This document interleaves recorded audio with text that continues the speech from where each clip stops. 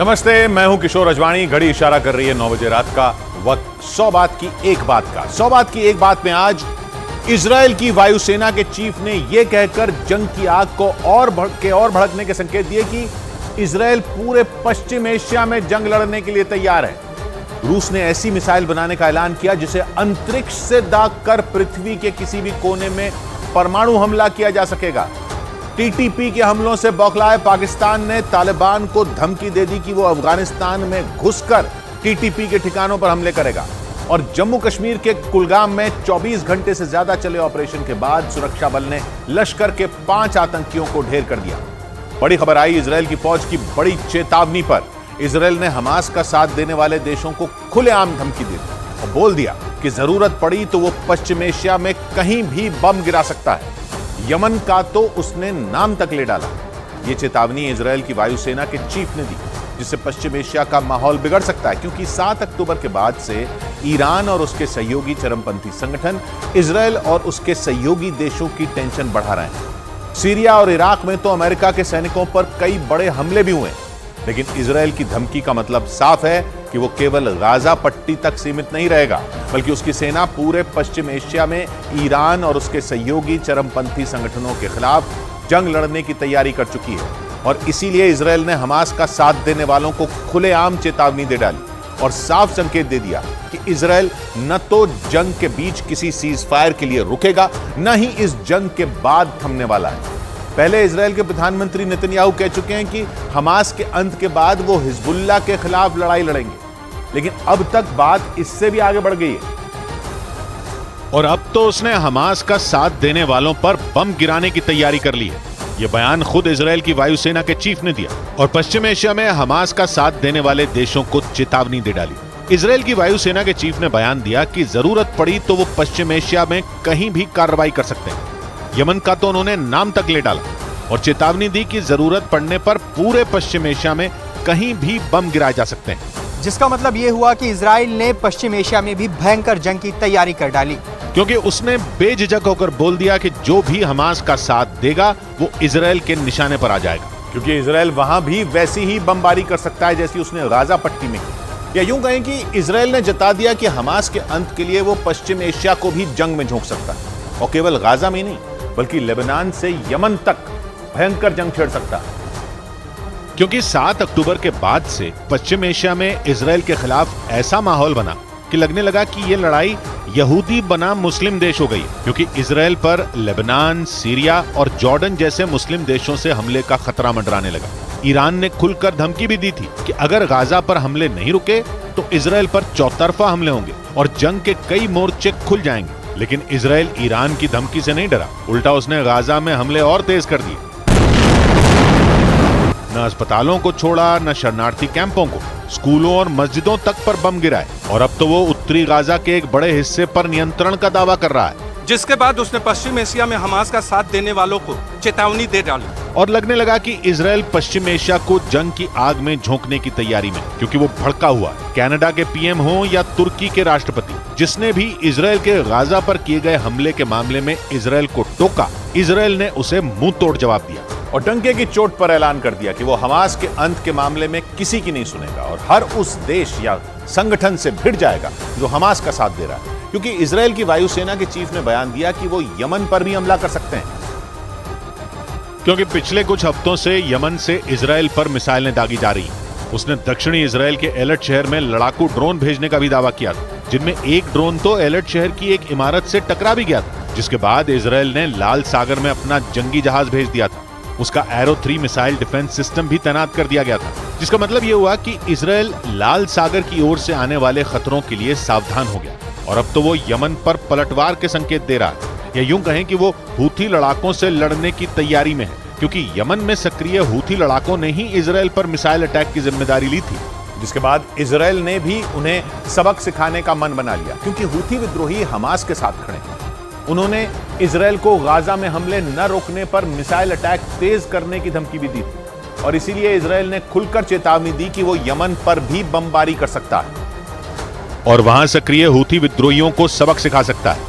जिसके लिए वो दक्षिणी इजराइल से करीब 2000 किलोमीटर दूर यमन की राजधानी सना तक मिसाइलें भी दाग सकता है और उसके लड़ाकू विमान लाल सागर पार करके यमन की राजधानी सना पर बम भी गिरा सकते हैं। क्योंकि भले ही यमन और इजराइल बॉर्डर शेयर ना करते हों, लेकिन वो लाल सागर के जरिए एक दूसरे से जुड़े हैं। क्योंकि यमन उत्तर में सऊदी अरब और पश्चिम में लाल सागर से घिरा है और अफ्रीका और एशिया को अलग करने वाला लाल सागर हिंद महासागर में एंट्री का रास्ता खुलता है। इसके पूर्वी छोर पर सऊदी अरब और यमन जैसे देश हैं, जबकि पश्चिमी छोर पर मिस्र और सूडान जैसे देश हैं। और इन सब के बीच इजराइल का भी एक छोटा सा कोना लाल सागर से लगता है, जहां इजराइल का एलट शहर बसा है, जिस पर हमास और इजराइल की जंग शुरू होने के बाद यमन के हूथी लड़ाकों ने कई बार मिसाइलें दागी, जिन्हें कभी इजराइल के एरो 3 मिसाइल डिफेंस सिस्टम ने मार गिराया, तो कभी लाल सागर में तैनात अमेरिका के जंगी जहाजों ने पस्त कर दिया। लेकिन हूथी लड़ाकों ने हमले जारी रखे, जिससे इजराइल भड़क गया और उसने यमन का नाम लेकर हूथी लड़ाकों को चेतावनी दी। या यूं कहें कि इजराइल ने ईरान को बता दिया कि वो ट्रिपल एच से दो हाथ करने के लिए तैयार है, क्योंकि ट्रिपल एच के पहले एच हमास से वो जंग लड़ ही रहा है, दूसरे एच हिजबुल्लाह के खिलाफ भी जंग का मोर्चा खुलता दिखा और अब इजराइल ने यमन के हूथी लड़ाकों से भिड़ने की तैयारी भी कर ली। यानी ट्रिपल एच का तीसरा एच कहे जाने वाले हूथी लड़ाकों से भी जंग का माहौल बनने लगा। यानी ईरान ने जिन 3 कट्टरपंथी संगठनों की चुनौती इजराइल के सामने खड़ी की थी, इजराइल ने उस चुनौती को स्वीकार कर लिया और ऐसे संकेत दिए मानो पूरा पश्चिम एशिया गाजा जंग की चपेट में आ सकता है। कम से कम इजराइल के वायुसेना के चीफ ने तो यही इशारा किया और ऐसा खतरनाक बयान दिया कि पश्चिम एशिया में खतरे की घंटी बज गई। वैसे भी जंग शुरू होने के कुछ ही दिन बाद नेतन्याहू ने अपने इरादे जता दिए थे और हमास को चेतावनी देते हुए कहा था कि इजराइल उससे ऐसा बदला लेगा कि पूरे पश्चिम एशिया का नक्शा ही बदल जाएगा। यानी नेतन्याहू ने करीब 1 महीने पहले जो खतरनाक संकेत दिए थे, अब वो सच हो सकते हैं, जिसके लिए ईरान को भी जिम्मेदार माना जा सकता है। क्योंकि हमास और इजराइल की जंग के बाद ईरान ने इजराइल के खिलाफ माहौल बनाने का कोई मौका नहीं छोड़ा और उसे जंग के कई मोर्चे खुलने की धमकी तक दे डाली। क्योंकि माना जा रहा है कि इस जंग की आड़ में ईरान पश्चिम एशिया का नेता बनने के चक्कर में। वो अलग बात है कि उसके इस मंसूबे पर कुछ मुस्लिम देश ही पानी फेरते दिखे, क्योंकि ईरान चाहता है कि पश्चिम एशिया के मुस्लिम देश इजराइल का बहिष्कार कर दें, उससे सारे रिश्ते तोड़ दें। लेकिन सऊदी अरब, संयुक्त अरब अमीरात और कतर समेत 7 मुस्लिम देश ऐसा नहीं चाहते, क्योंकि वो ईरान को मुस्लिम देशों का नेता नहीं बनने देना चाहते और इसीलिए उन्होंने ईरान का इजराइल के बहिष्कार का प्रस्ताव ठुकरा दिया और इजराइल से बातचीत का रास्ता खुला रखा। ये दावा इजराइल के मीडिया ने किया। पिछले हफ्ते सऊदी अरब की राजधानी रियाद में 57 मुस्लिम देशों के बड़े नेता इकट्ठा हुए थे, जिनमें पहली बार सऊदी अरब पहुंचे ईरान के राष्ट्रपति इब्राहिम रईसी भी शामिल थे। उन्होंने पूरी कोशिश की थी कि गाजा की जंग के मुद्दे पर मुस्लिम देश इजराइल के खिलाफ खड़े हो जाएं, इजराइल का बहिष्कार कर दें और उस पर तेल और आर्थिक प्रतिबंध लगाएं। लेकिन सऊदी अरब, संयुक्त अरब अमीरात और कतर जैसे देशों ने ईरान का प्रस्ताव पास ही नहीं होने दिया, क्योंकि इन देशों को चिंता है कि गाजा की जंग ईरान को पश्चिम एशिया में मुस्लिम देशों का नेता बना देगी, जिसके बाद पश्चिम एशिया में शिया सुन्नी का झगड़ा भड़क सकता है, जिससे सऊदी अरब और संयुक्त अरब अमीरात जैसे सुन्नी देशों का नुकसान हो सकता है, क्योंकि ईरान में शिया मुसलमानों की आबादी ज्यादा है और हिजबुल्लाह और हूथी लड़ाकों जैसे शिया कट्टरपंथी संगठनों को ईरान का समर्थन हासिल है। और माना जा रहा है कि इसी बात ने सऊदी अरब को ईरान के खिलाफ खड़ा कर दिया, जिससे ईरान पर दबाव बढ़ सकता है और इजराइल ने तो उसकी परेशानी बढ़ाने की तैयारी कर ली। जबकि एक दिन पहले ही खबर आई थी कि ईरान ने गाजा में अपनी सेना भेजने से इनकार कर दिया और हमास से कहा था कि वो ईरान को इस जंग में न घसीटे, क्योंकि हमास ने ईरान को 7 अक्टूबर के हमले के बारे में नहीं बताया था। ये दावा ईरान के अधिकारियों ने किया था, जिसके बाद अटकलें लगी कि ईरान इस जंग में हमास का साथ छोड़ सकता है। लेकिन इजराइल को ईरान की बात पर रत्ती भर यकीन नहीं, इसीलिए उसने पश्चिम एशिया में अपनी ताकत दिखाने का ऐलान कर दिया और संकेत दिए कि पश्चिम एशिया में वो उन देशों पर बमबारी कर सकता है जहां ईरान के ठिकाने हैं और जहां से इजराइल पर हमले हो सकते हैं। माना जा रहा है कि इजराइल का इशारा उसके पड़ोसी देशों लेबनान, जॉर्डन, सीरिया और इराक की ओर था, क्योंकि इन देशों में ईरान किसी न किसी रूप में बैठा है और इसीलिए ये देश इजराइल के निशाने पर आ सकते हैं। यानी इजराइल इन देशों को ईरान का साथ देने की सजा दे सकता है, क्योंकि ईरान बार बार पलट रहा है। दूसरी तरफ ईरान भी इजराइल के खिलाफ किसी बड़ी तैयारी में। इसके संकेत तब मिले जब ईरान एक दिन पहले हमास की मदद से पीछे हट गया और उसके बाद उसके पलटने की खबर आई। जिसके अगले ही दिन खबर आई कि ईरान की खुफिया सेना कही जाने वाली कुद्स ब्रिगेड के चीफ इस्माइल कानी ने हमास की मिलिट्री विंग के चीफ मोहम्मद दईफ को चिट्ठी लिखी और दईफ को संदेश भेजा कि वो इजराइल के खिलाफ जंग में हमास की हर मुमकिन मदद करेंगे। कानी ने अपनी चिट्ठी में यह भी लिखा कि इस जंग में हिजबुल्लाह और उसके जैसे दूसरे संगठन हमास के साथ हैं, जिससे लगने लगा कि ईरान पश्चिम एशिया में डबल गेम खेल रहा है, क्योंकि 2 दिन में उसने 2 ऐसी बातें कह दी जो एक दूसरे से बिल्कुल उलट है। माना जा रहा है कि इजराइल ने इसी वजह से ईरान की हमास का साथ छोड़ने वाली बात पर भरोसा नहीं किया, क्योंकि ईरान की कुद्स ब्रिगेड के चीफ ने हमास का साथ देने का ही भरोसा नहीं दिया, बल्कि 7 अक्टूबर को हमास की ओर से किए गए ऑपरेशन अल अक्सा फ्लड की तारीफ भी की, जबकि एक दिन पहले ही ईरान के अधिकारियों ने दावा किया था कि हमास ने ईरान को इस हमले के बारे में बताया नहीं था। लेकिन अब ईरान की कुद्स ब्रिगेड के चीफ ने ऑपरेशन अल अक्सा फ्लड की तारीफ की है और हमास को मदद का भरोसा दिया है। ईरान की कुद्स ब्रिगेड को वहां की खुफिया सेना कहा जाता है, जो ईरान की सेना की ही एक ब्रांच है और दूसरे देशों में ईरान के सैन्य अभियानों की जिम्मेदारी लेती है। और इसी ब्रिगेड ने हमास की मिलिट्री विंग के चीफ को मदद का भरोसा दिया, जो इजराइल के लिए खतरे की घंटी है। लेकिन इजराइल ने ठान लिया कि वो पश्चिम एशिया में ईरान की दाल गलने नहीं देगा, क्योंकि वो उसे सीधी चुनौती देने के लिए पश्चिम एशिया को जंग की आग में झोंकने की तैयारी करता दिखा। क्योंकि इजराइल के प्रधानमंत्री कई बार बोल चुके हैं कि यह जंग तब रुकेगी जब हमास का अंत हो जाएगा, क्योंकि अगर हमास को खत्म नहीं किया गया तो वो इजराइल पर एक बार फिर 7 अक्टूबर जैसा हमला कर सकता है। यही नहीं, नेतन्याहू ने संकेत दिए थे कि हमास के अंत के बाद हिजबुल्लाह का नंबर आएगा, क्योंकि हमास और हिजबुल्लाह 2 ऐसे कट्टरपंथी संगठन हैं जो सालों से इजराइल के सिर का दर्द बने हुए हैं। हिजबुल्लाह से इजराइल की जंग भी हो चुकी है, लेकिन 7 अक्टूबर को इजराइल में जो हुआ वो वहां के इतिहास का सबसे खतरनाक हमला था, जिसमें हमास के लड़ाकों ने करीब 1200 लोगों को मौत के घाट उतार दिया था। वो 200 से ज्यादा लोगों को बंधक बनाकर ले गए थे, जिन्हें छुड़ाने के लिए इजराइल ने गाजा में शवों का ढेर लगा दिया, ऊंची ऊंची इमारतों को पलक झपकते ही उड़ा दिया और गाजा शहर के एक बड़े हिस्से की हालत शमशान जैसी कर दी। इसी दौरान उत्तरी इजराइल में भी जंग का माहौल बनता दिखा, क्योंकि ईरान के समर्थन वाले हिजबुल्लाह ने इजराइल पर मिसाइलें दागी, जिसके बाद इजराइल ने संकेत दिया कि हमास के अंत के बाद हिजबुल्लाह का नंबर आएगा और इजराइल हिजबुल्लाह की जड़ें भी काट देगा। 2 दिन पहले आए नेतन्याहू के बयान से तो यही संकेत मिले, या यूं कहें कि इजराइल धीरे धीरे उन संगठनों को खत्म करने की तैयारी में है जो पश्चिम एशिया में ईरान की ढाल बनकर लड़ रहे हैं। हूथी लड़ाके वही संगठन हैं जिनकी आड़ में ईरान इजराइल के खिलाफ पश्चिम एशिया का माहौल बिगाड़ रहा है, और इसीलिए इजराइल ने गाजा के बाद लेबनान और यमन में बम बरसाने के संकेत दिए, क्योंकि लेबनान हिजबुल्लाह का गढ़ है और यमन हूथी लड़ाकों का। और इन संगठनों के अंत के लिए इजराइल यमन और लेबनान में भी वैसी ही बमबारी कर सकता है जैसी उसने गाजा में की थी। और अगर इतने से भी बात नहीं बनी तो सीरिया और इराक भी सुलग सकते हैं, क्योंकि अगर पश्चिम एशिया में ईरान ने ट्रिपल एच के जरिए इजराइल को उकसाना जारी रखा तो फिर तो इजराइल ऐसा तांडव कर सकता है कि मुस्लिम देश थर-थर कांपने लगे, क्योंकि आशंका है कि अगर पश्चिम एशिया में जंग फैली तो धीरे धीरे दुनिया के दूसरे हिस्सों पर इसका असर पड़ेगा, जिसके लिए अमेरिका और इजराइल ही नहीं, उनके कई सहयोगी देश भी ईरान को जिम्मेदार ठहरा रहे हैं। फ्रांस की ओर से तो ईरान को चेतावनी तक दे दी गई और उसने बयान जारी किया कि अगर पश्चिम एशिया में गाजा जंग की आग फैली तो इसके लिए ईरान जिम्मेदार होगा। फ्रांस ने यह बयान जारी करते हुए बताया कि उसने इस बारे में ईरान से बात की, यानी ईरान पर दबाव बनना शुरू हो गया, क्योंकि ईरान पश्चिम एशिया में जंग रोकने की नहीं बल्कि उसे बढ़ाने की तैयारी करता दिख रहा है। और इसी वजह से एक दिन पहले अमेरिका ने भी चीन से ईरान को रोकने के लिए कहा था। इस बारे में जो बाइडेन और शी जिनपिंग की सीधी बात हुई थी। दोनों नेता एक दिन पहले अमेरिका के सैन फ्रांसिस्को में हुई एपेक समिट में मिले थे, जिसमें अमेरिका ने चीन से कहा था कि वो ईरान पर दबाव बनाए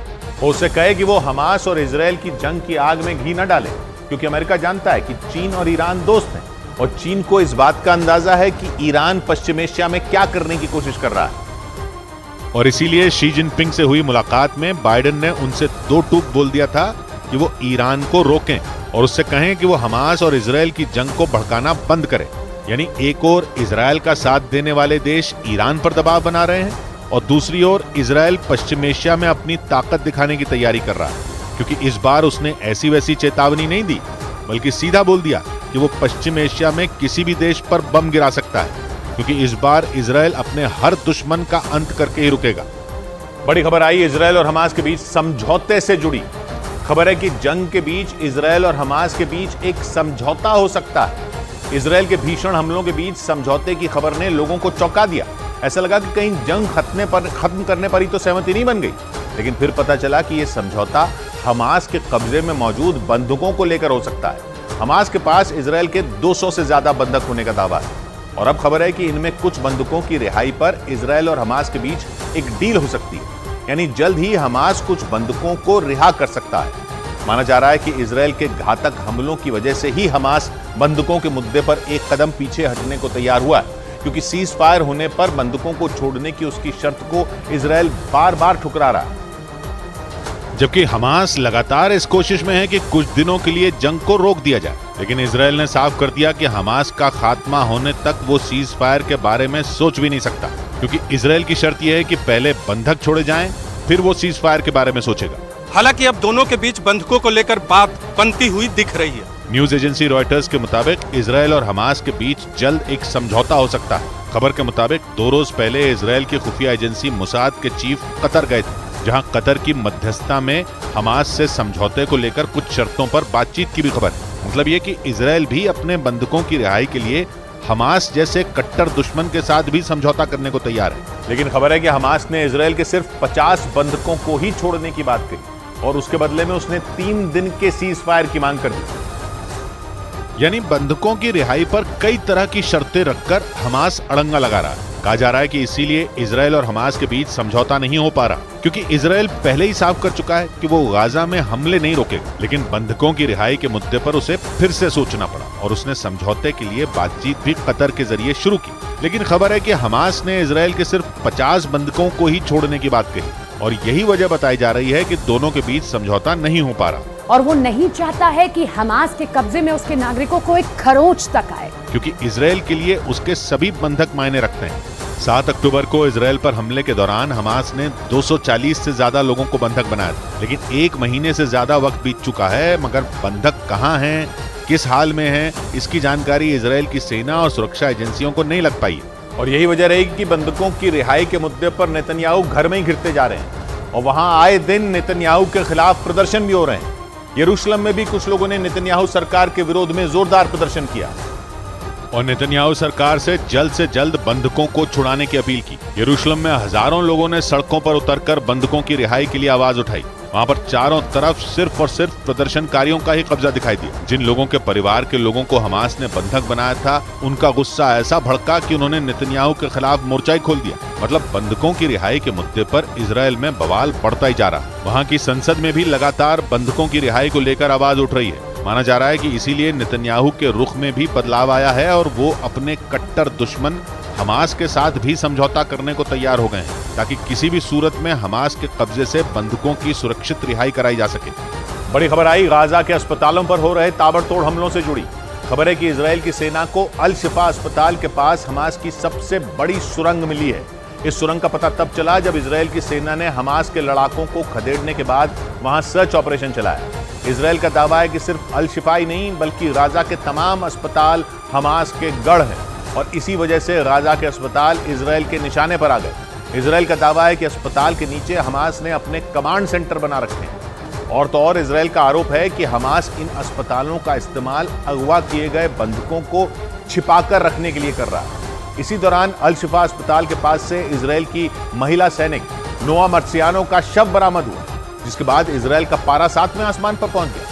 और माना जा रहा है कि इसी तरह से गाजा में मौजूद तमाम अस्पताल इजरायल की सेना के निशाने पर आ गए, क्योंकि जंग की शुरुआत से ही इजरायल ये आरोप लगा रहा है कि गाजा पट्टी में मौजूद अस्पतालों के नीचे हमास के कमांड सेंटर मौजूद हैं, जिसे हमास के लड़ाके इजरायल के हमले से बचने के लिए किसी तरह ढाल की तरह इस्तेमाल कर रहे हैं। इजरायल का दावा है कि हमास ने अस्पताल के नीचे कई सुरंगें बना रखी और उन्हीं सुरंगों में उसके कमांड सेंटर भी मौजूद है। मतलब हमास ने इजरायल के हमले से निपटने के लिए पहले से ही बड़ी तैयारी कर रखी थी, ताकि इजरायल चाहकर भी अस्पताल के नीचे बने उसके ठिकानों को निशाना न बना सके। इजरायल का यह भी आरोप है कि हमास ने अल शिफा अस्पताल की तरह गाजा पट्टी में मौजूद दूसरे अस्पतालों में बंधकों को छिपा रखा है, जिन्हें 7 अक्टूबर को इजरायल से अगवा किया गया था। न्यूज एजेंसी रॉयटर्स के मुताबिक इसी वजह से इजरायल की सेना के निशाने पर गाजा पट्टी के अस्पताल हैं, जहां से वो हमास के लड़ाकों को खदेड़ने और उनके ठिकानों को ध्वस्त करने में जुटी है, ताकि अस्पतालों के नीचे छिपाए गए बंधकों को रिहा कराया जा सके। लेकिन इजराइल की सेना के पैरों तले जमीन उस वक्त खिसक गई जब उत्तरी गाजा के सबसे बड़े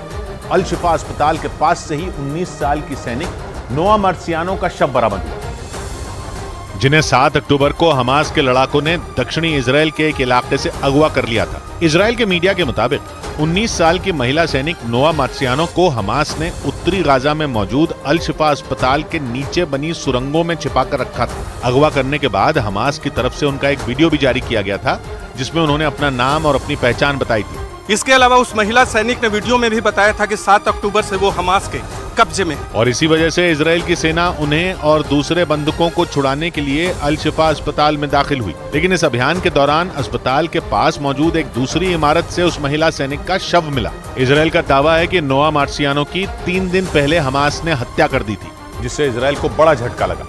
एक रोज पहले इजराइल के प्रधानमंत्री बेंजामिन नेतन्याहू ने एक इंटरव्यू में अल शिफा अस्पताल में इजराइल की सेना के घुसने की वजह बताई और उन्होंने दावा किया कि इजराइल की खुफिया एजेंसियों को अल शिफा अस्पताल के नीचे कुछ बंधकों को छिपाकर रखने के सबूत मिले थे। नेतन्याहू ने यह भी दावा किया कि इजराइल की महिला सैनिक नोआ मार्सियानो को भी उन्हीं के साथ अस्पताल में कैद करके रखा गया था। इसी वजह से इजराइल की सेना बंधकों को बचाने के लिए अल शिफा अस्पताल में दाखिल हुई। लेकिन घुसने से पहले उन्होंने अस्पताल को खाली करने की चेतावनी भी दी थी, ताकि जमीनी ऑपरेशन के दौरान किसी बेगुनाह की जान न जाए। नेतन्याहू ने आरोप लगाया कि इजराइल की सेना के घुसने से पहले ही हमास ने अल शिफा अस्पताल से बंधकों को किसी और जगह शिफ्ट कर दिया था। हालांकि इजराइल का दावा है कि उसके सैनिकों ने अस्पताल से हमास के लड़ाकों को खदेड़ दिया है और वहां पूरी तरह से उसका कंट्रोल है। लेकिन जब इजराइल की सेना ने अल शिफा अस्पताल में सर्च ऑपरेशन चलाया तो वहां से 65 साल की एक बुजुर्ग महिला का शव भी बरामद हुआ। इजराइल की सेना के मुताबिक वो महिला इजराइल के किबुत्ज बेरी इलाके की रहने वाली थी और उन्हें 7 अक्टूबर को हमास के लड़ाकों ने बंधक बना लिया। दक्षिणी इजराइल में मौजूद किबुत्ज बेरी वही इलाका है जहां हमास के लड़ाकों ने घुसकर एक साथ 250 से ज्यादा लोगों को मौत के घाट उतार दिया था। उस दिन हमास के लड़ाकों ने वहां चल रहे एक म्यूजिक फेस्टिवल पर हमला किया था, जिसमें इजराइल ही नहीं दुनिया के अलग अलग देशों से शामिल होने के लिए लोग पहुंचे थे। और उसी दौरान हमास के हथियारबंद लड़ाकों ने वहां हमला कर बेगुनाह लोगों के खून से इजराइल की जमीन को लाल कर दिया था। इजराइल की सेना का दावा है कि उसी दिन हमास के लड़ाकों ने 65 साल की यहूदित वाइस नाम की महिला को अगवा कर लिया था। बाद में उन्हें अल शिफा अस्पताल में कई दिनों तक बंधक बनाकर रखा गया। लेकिन आरोप है कि इजरायली सेना के अस्पताल में घुसने से कुछ देर पहले ही हमास ने उनकी हत्या कर दी। और अस्पताल में तलाशी अभियान के दौरान इजराइल की सेना को हमास के हथियारों का जखीरा मिला। इजराइल के अखबार द टाइम्स ऑफ इजराइल के मुताबिक अल शिफा अस्पताल में इजराइल की सेना ने करीब 18 घंटे तक सर्च ऑपरेशन चलाया और इस दौरान इजराइल को अल शिफा अस्पताल में मौजूद हमास के हथियारों का भंडार मिला। इसके अलावा सर्च ऑपरेशन के दौरान कई हथियार और बम अस्पताल में इस्तेमाल होने वाली मशीनों से भी मिलने का दावा किया गया। इजराइल की तरफ से दावा किया गया कि अल शिफा अस्पताल से मिले ज्यादातर हथियार ईरान में बने हुए थे, वही ईरान जो खुलकर इस जंग में हमास के साथ खड़ा है और वो किसी भी कीमत पर इजराइल को दुनिया के नक्शे से मिटा देना चाहता है। और दावा है कि 7 अक्टूबर को हमास ने इजराइल पर हमले के लिए ईरान से मिले हथियारों का ही इस्तेमाल किया था। वहां के अखबार टाइम्स ऑफ इजराइल के मुताबिक अल शिफा अस्पताल में 18 घंटे तक चलाए गए सर्च ऑपरेशन के दौरान इजराइल को हथियारों के अलावा वहां से एक लैपटॉप भी मिला है, जिसमें बंधक बनाए गए लोगों की तस्वीरें और उनसे जुड़ी जानकारी थी। लेकिन इजराइल को सबसे बड़ी कामयाबी तब मिली जब तलाशी अभियान के दौरान अल शिफा अस्पताल में हमास की सबसे बड़ी सुरंग मिली। दावा है कि हमास की यह सुरंग अस्पताल के नीचे से शुरू होती है, जो अस्पताल से कई किलोमीटर दूर पहुंचती है और उसी का इस्तेमाल करके इजराइल से अगवा किए गए बंधकों को अल शिफा अस्पताल के नीचे कैद करके रखा गया था। इजराइल का दावा है कि उसके पास इस बात के पुख्ता सबूत थे कि अल शिफा अस्पताल हमास का सबसे बड़ा कमांड सेंटर है, इसीलिए उसने अस्पताल में घुसकर हमास को खदेड़ने का फैसला किया। और सर्च ऑपरेशन के दौरान अस्पताल में सैनिकों को हमास की सबसे बड़ी सुरंग मिली। सुरंग के पास हथियारों से भरी एक कार भी खड़ी दिखी। दावा किया जा रहा है कि 7 अक्टूबर को इजराइल पर हुए हमले में हथियारों से भरी इस कार का इस्तेमाल किया गया था। तलाशी अभियान के दौरान यह भी पता चला कि गाजा पट्टी में मौजूद हमास की सुरंगों का बड़ा हिस्सा अल शिफा अस्पताल के नीचे से होकर ही गुजरता है। मतलब ये कि अस्पताल के नीचे मिली ये सुरंग न सिर्फ सबसे बड़ी थी, बल्कि इस चरमपंथी संगठन के टॉप कमांडर अस्पताल की आड़ में ही छिपते थे। और इसी वजह से अल शिफा अस्पताल की तरह ही इजराइल के निशाने पर गाजा के कई दूसरे अस्पताल भी। उन अस्पतालों में गाजा पट्टी में मौजूद रंतीसी अस्पताल भी शामिल है, जहां सिर्फ बच्चों का इलाज किया जाता है। हालांकि अल शिफा अस्पताल की तरह इजराइल ने रंतीसी अस्पताल से भी हमास के लड़ाकों को खदेड़ देने का दावा किया। इजराइल का आरोप है कि रंतीसी अस्पताल के नीचे मौजूद सुरंगों में भी हमास ने कमांड सेंटर बना रखा था। और अपने इस दावे के समर्थन में कुछ दिन पहले इजराइल ने रंतीसी अस्पताल के वीडियो भी जारी किए थे और ये आरोप लगाया था कि हमास के लड़ाके अस्पताल की आड़ में आतंक की फैक्ट्री चला रहे हैं। इजराइल का आरोप है कि रंतीसी अस्पताल सिर्फ कहने के लिए अस्पताल था, जबकि उसे हमास ने अपना सबसे बड़ा ठिकाना बना रखा था। दावा किया गया कि इजराइल की सेना जब उस अस्पताल के बेसमेंट में पहुंची तो उसे वहां हथियारों का जखीरा मिला। यही नहीं, अस्पताल के कई दूसरे कमरों में भी बड़ी संख्या में हथियार रखे हुए थे और उन्हीं हथियारों को दिखाकर इजराइल ने पूरी दुनिया के सामने हमास की हकीकत सामने लाने की कोशिश की। बच्चों के उस अस्पताल के नीचे मौजूद सुरंगों में मिले हथियारों से साफ हो गया कि हमास ने कई दिनों तक जंग लड़ने की तैयारी की हुई थी, जिसके लिए उसने रंतीसी अस्पताल के नीचे एक अलग दुनिया बना रखी थी। इजराइल का दावा है कि हमास के लड़ाके हमला करने के बाद इन्हीं सुरंगों में छिप जाते थे, क्योंकि अस्पताल के नीचे होने की वजह से इन सुरंगों पर बम और मिसाइलों से भी हमला नहीं किया जा सकता था। यही नहीं, हमास की रणनीति ये थी कि इजराइल दूसरे देशों के दबाव में आकर अस्पताल पर हमला नहीं करेगा, जिससे वो लंबे वक्त तक वहां छिपे रह सकते थे। लेकिन इजराइल की सेना ने उसके इस प्लान पर पानी फेर दिया। इसके अलावा इजरायली सैनिकों को रंतीसी अस्पताल के नीचे कुछ मोटरसाइकिलें भी मिली। दावा किया गया कि इन्हीं मोटरसाइकिलों के जरिए हमास के लड़ाके 7 अक्टूबर वाले दिन इजराइल के अलग अलग शहरों में दाखिल हुए थे और वहां सैकड़ों यहूदियों की हत्या कर दी थी, जिससे वहां कोहराम मच गया था। इजराइल के अखबार द टाइम्स ऑफ इजराइल के मुताबिक हमास ने ईरान की मदद से गाजा के अस्पतालों को हथियारों का गोदाम बना दिया था, जिससे यह अंदाजा लगाया जा रहा था कि हमास इजराइल से दो हाथ करने के लिए पहले से ही पूरी तैयारी कर चुका था। क्योंकि जैसे ही इजराइल के सैनिक उत्तरी गाजा के रंतीसी अस्पताल में पहुंचे तो उनके होश उड़ गए। वहां हमास ने हथियारों का एक बहुत बड़ा गोदाम बना रखा था, जिन्हें देखकर यह यकीन करना मुश्किल था कि बच्चों के अस्पताल के नीचे इतनी बड़ी संख्या में गोला बारूद और खतरनाक हथियार छिपाकर रखे गए थे। यही नहीं, इजराइल को वहां से आत्मघाती हमला करने में इस्तेमाल होने वाली कई जैकेट भी मिली थी और दावा किया गया कि उन जैकेट के जरिए हमास के लड़ाके इजराइल की सेना पर आत्मघाती हमले की तैयारी में थे। इसके अलावा अस्पताल से बड़ी संख्या में ग्रेनेड और दूसरे हथियार भी बरामद किए गए।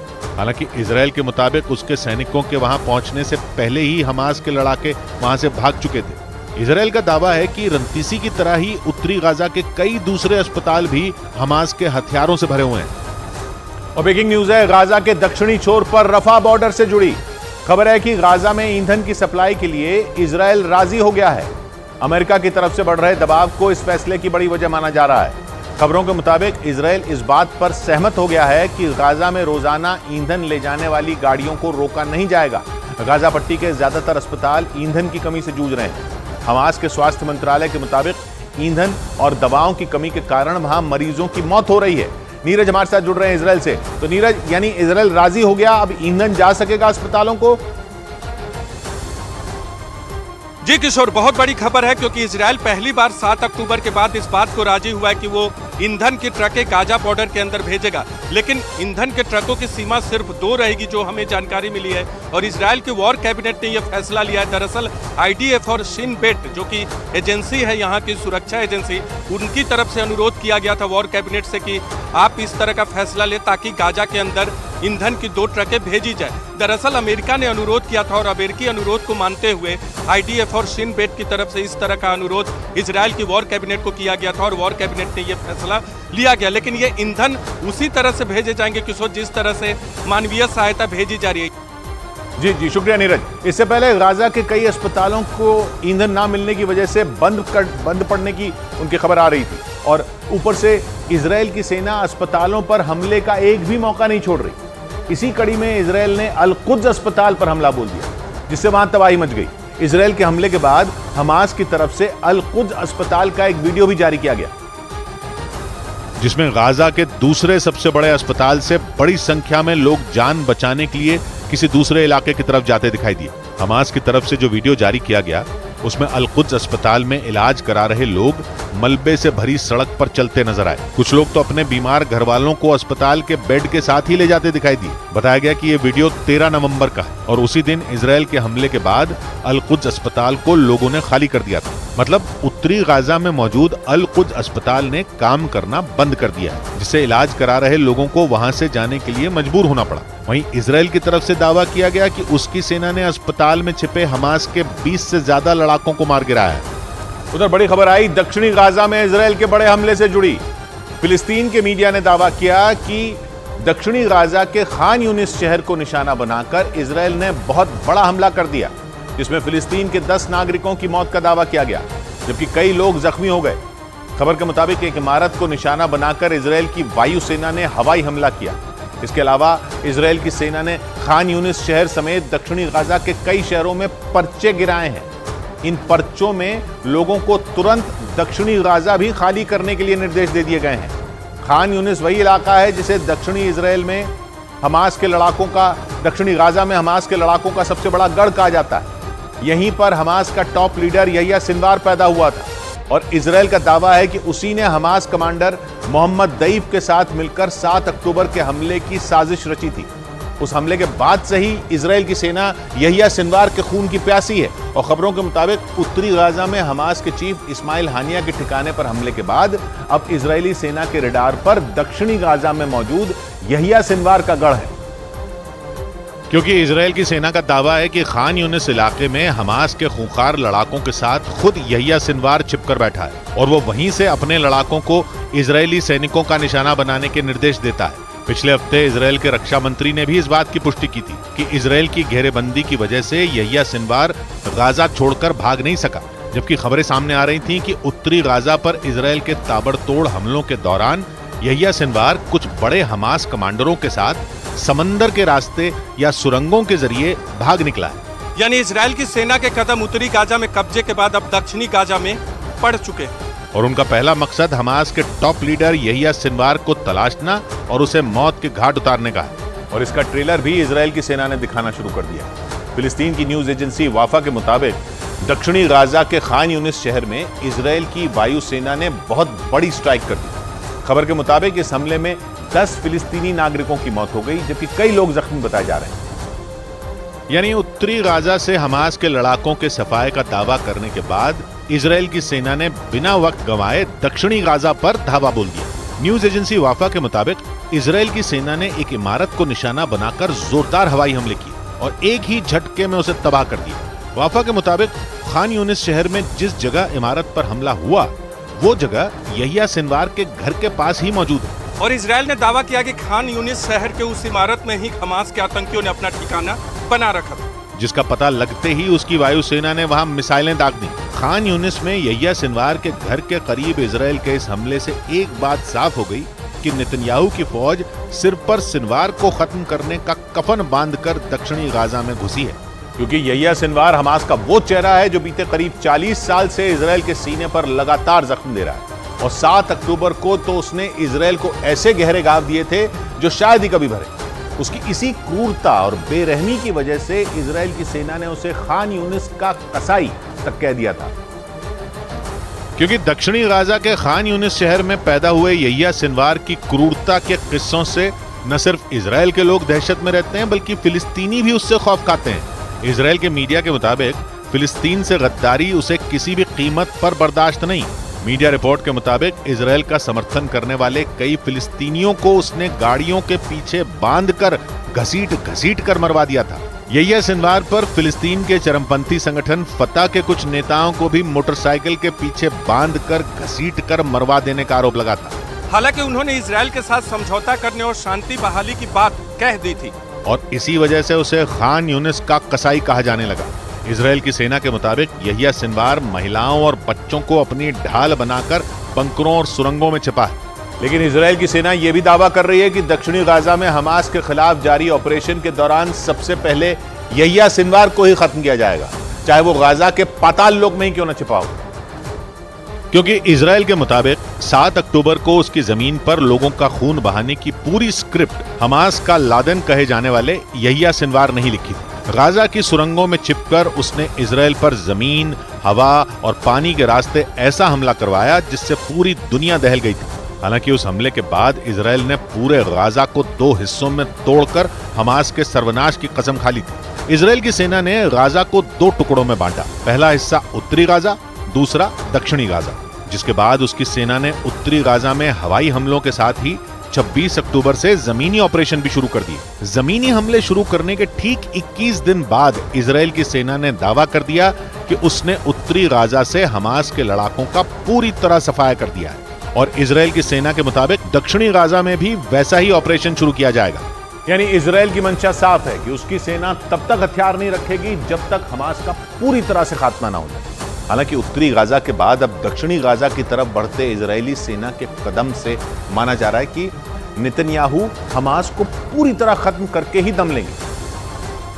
और इसके लिए उन्होंने दक्षिणी गाजा में हमास के उन ठिकानों को तबाह करने का प्लान बना लिया है जहां से हमास के लड़ाकों को इजराइल के खिलाफ जंग में डटे रहने के लिए खाद पानी मिल रहा है। यानी इजराइल की फौज के निशाने पर वो ठिकाने हैं जहां से अब भी हमास के लड़ाकों को गोला बारूद, हथियार और दिशा निर्देश मिल रहे हैं। हमास को पूरी तरह मिट्टी में मिलाने में इजराइल की सेना को गाजा की भौगोलिक स्थिति का भी फायदा मिल रहा है, क्योंकि 41 किलोमीटर लंबी और 10 किलोमीटर चौड़ी गाजा पट्टी का पश्चिमी हिस्सा भूमध्य सागर से लगता है और दक्षिण पश्चिम में वो मिस्र के साथ सीमा साझा करती है, जबकि पूर्व और उत्तर में वो पूरी तरह इजराइल से घिरी है। गाजा में बहने वाली नदी ने भी उसे 2 टुकड़ों में बांटने में इजराइल की मदद की, क्योंकि ये नदी पूर्व में इजराइल से निकलकर पश्चिम में भूमध्य सागर में जाकर मिलती है और पूरे गाजा को 2 टुकड़ों में बांट देती है। और इसी का फायदा उठाकर इजराइल की सेना ने गाजा के 2 टुकड़े कर दिए।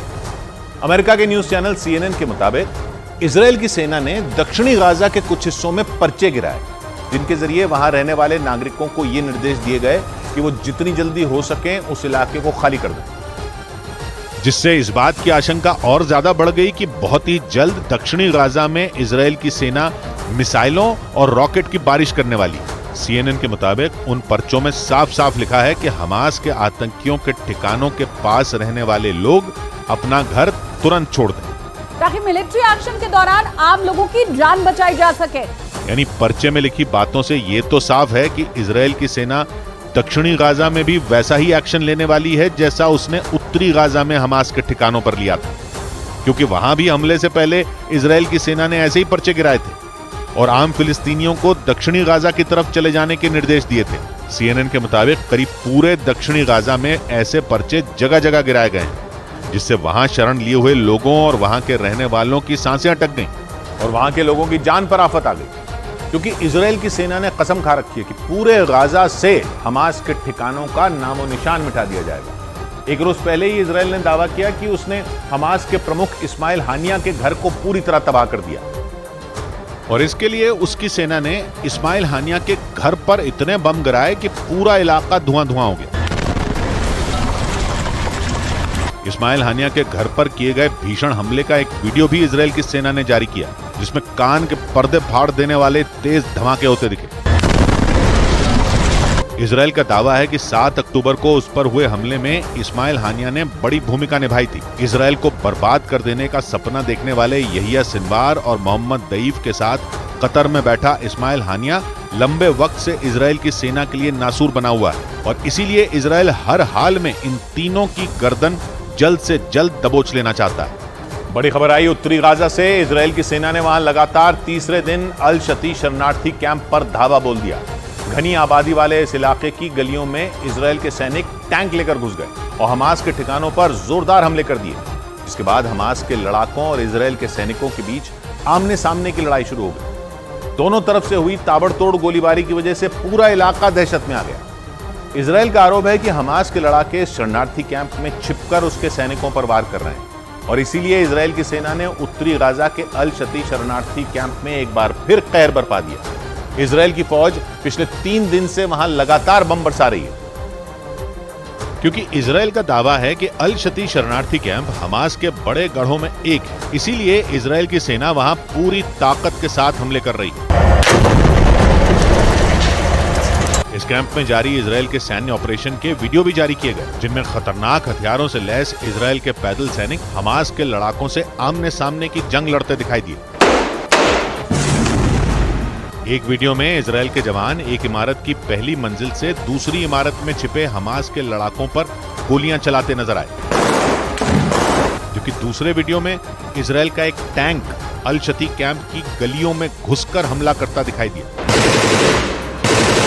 वहां से जंग की जो तस्वीरें सामने आईं, उनमें हर तरफ सिर्फ और सिर्फ बर्बादी नजर आई। पिछले 3 दिनों से जारी इजराइल की बमबारी ने वहां की ज्यादातर इमारतों को मलबे के ढेर में बदल दिया। लेकिन हमास को मिटाने पर तुली इजराइल की सेना घनी आबादी वाले उस इलाके पर हमले करने से नहीं चूक रही, क्योंकि इजराइल ने वहां हमास के कई अहम ठिकाने होने का दावा किया और आरोप लगाया कि अल शती शरणार्थी कैंप में स्कूलों, अस्पतालों और मस्जिदों के आसपास हमास ने सुरंगें बना रखी हैं, जिनका इस्तेमाल हमास के लड़ाके इजराइल के हमलों से बचने और उसके सैनिकों पर वार करने के लिए करते हैं। अल शती गाजा का तीसरा सबसे बड़ा शरणार्थी कैंप है, जो उत्तरी गाजा में इजराइल की सीमा से कुछ ही किलोमीटर की दूरी पर है। करीब आधा किलोमीटर के दायरे में फैला ये कैंप गाजा के सबसे घनी आबादी वाले इलाकों में एक, जहां जंग से पहले करीब 90,000 लोग रह रहे थे। लेकिन इजराइल के हमलों के बाद जान बचाने के लिए हजारों लोगों ने ये इलाका छोड़ दिया। हालांकि अब भी वहाँ सैकड़ों परिवार मौजूद हैं जिन पर हर वक्त मौत मंडराती रहती है, क्योंकि हमास के खात्मे की कसम खाने वाली इजराइल की सेना वहां लगातार बम बरसा रही है। और इसके लिए इजराइल सिर्फ जमीन ही नहीं बल्कि समंदर और आसमान से भी प्रहार कर रहा है। इजराइल का दावा है कि उसके हमलों में अल शती शरणार्थी कैंप के आसपास मौजूद हमास के ज्यादातर ठिकाने तबाह हो चुके हैं, जिसके बाद उसके लड़ाके उस शरणार्थी कैंप की दूसरी इमारतों में छिपकर हमले कर रहे हैं, जिन्हें खत्म करने के लिए इजराइल के जवान वहां एक एक मकान की तलाशी लेते नजर आए। इस दौरान उन्हें हमास का जो भी लड़ाका मिला उसे गोलियों से भून दिया गया। इजराइल ने 3 रोज पहले हमास पर हमले का दूसरा चरण शुरू करने का ऐलान किया था, जिसके बाद से ही अल शती कैंप में हाहाकार मचा हुआ, क्योंकि उत्तरी गाजा में भूमध्य सागर के किनारे पर मौजूद इस शरणार्थी कैंप पर इजराइल ने जमीन के साथ साथ आसमान और समंदर से एक साथ हमले कर दिए और इस इलाके में मौजूद हमास के ज्यादातर ठिकानों को मिट्टी में मिलाने का दावा किया। इजराइल के मीडिया के मुताबिक बीते 3 दिन में वहां की सेना अल शती कैंप पर 50 से ज्यादा हवाई हमले कर चुकी है, जिनमें हमास की 5 सुरंगों को ध्वस्त करने और उसके कई लड़ाकों को ढेर करने का दावा किया गया। इस बीच इजराइल की उत्तरी सीमा पर भी लड़ाई बेहद खतरनाक होती जा रही है। वहां हिजबुल्लाह के ताबड़तोड़ हमलों से भड़के इजराइल ने जंग का दायरा बढ़ाते हुए लेबनान की सीमा के काफी भीतर तक हमले करने शुरू कर दिए और लेबनान की सीमा से कई किलोमीटर अंदर बने हिजबुल्लाह के ठिकानों पर बम बरसा दिए। तीर के आसपास ही देखिए किस तरीके से बड़ा हमला अभी किया है और आप धुएं का गुब्बार देख सकते हैं। इजराइल के हमलों के बाद लेबनान की सीमा के काफी अंदर के इलाकों में धमाके सुनाई दिए और वहां से धुएं का गुब्बार भी उठता नजर आया। बताया गया कि इजराइल ने हिजबुल्लाह को तगड़ा जवाब देने के लिए ये नया कदम उठाया, क्योंकि पिछले कुछ दिनों से हिजबुल्लाह इजराइल के लिए हमास से भी बड़ी मुसीबत साबित हो रहा है। हिजबुल्लाह के लड़ाके न दिन देख रहे हैं न रात, वो लगातार लेबनान की सीमा के करीब बने गाँवों को निशाना बना रहे हैं। पिछले 24 घंटों में तो हिजबुल्लाह के लड़ाकों ने इजराइल पर 13 से ज्यादा हमले किए और हिजबुल्लाह अपने इन हमलों का वीडियो जारी करके भी इजराइल की परेशानी बढ़ा रहा है। माना जा रहा है कि ऐसे वीडियो जारी कर हिजबुल्लाह इजराइल के सैनिकों का हौसला तोड़ना चाहता है और उन्हें यह भी बता रहा है कि इजराइल की सेना हिजबुल्लाह को हमास की तरह समझने की कोशिश न करे, क्योंकि हिजबुल्लाह हमास से ज्यादा खतरनाक हथियारों से वार करने की ताकत रखता है। इजराइल की सेना को खौफ से भरने के लिए हिजबुल्लाह ने एक बार फिर एक वीडियो जारी किया, जिसमें इजराइल के एक बड़े इलाके में एक के बाद एक कई धमाके होते दिखाई दिए। किस तरह से सायरन की आवाज यहाँ पर गूंजती है, यहीं पर अभी बड़े धमाकों की आवाज यहाँ पर आई है। हिजबुल्लाह ने इजरायली सेना को निशाना बनाने के बाद ये दावा किया कि उसने इजराइल के ताकतवर मेरखबा टैंक को तबाह कर दिया। इजरायली फौज ने अपने इस घातक टैंक को गाजा के साथ साथ लेबनान की सीमा पर भी तैनात किया है। इजराइल के मुताबिक उसके मेरखबा टैंक को दुश्मनों को ढेर करने में महारत हासिल है, लेकिन पिछले कुछ दिनों में हिजबुल्लाह ने कई बार यह दावा किया कि मेरखबा टैंक उसकी मिसाइलों का निशाना बन गया। माना जा रहा है कि इस बात का ढोल पीटकर भी हिजबुल्लाह ये साबित करने की कोशिश कर रहा है कि इजराइल की सेना उसके आगे कहीं नहीं ठहरती। इस बीच इजराइल के कब्जे वाले वेस्ट बैंक में रह रहे फिलिस्तीन के लोगों ने इजरायली सेना पर उनके घर में घुसकर लोगों को बंधक बनाने का आरोप लगाया। उन लोगों ने इससे जुड़ा एक वीडियो भी जारी किया। जिसमें इजरायली सैनिक एक घर में घुसकर कुछ लोगों के साथ मारपीट करते दिखे, जिसकी वजह से वहां चीख पुकार मच गई। दावा किया गया कि मारपीट करने के बाद इजरायली सैनिक उस घर से 5 लोगों को बंधक बनाकर अपने साथ ले गए। दावा किया गया कि ये वीडियो वेस्ट बैंक में रहने वाले एक सामाजिक कार्यकर्ता ने टिकटॉक पर लाइव चला दिया था, जिसमें इजरायली सैनिक उस घर में मौजूद लोगों पर लात घूंसे बरसाते दिखे।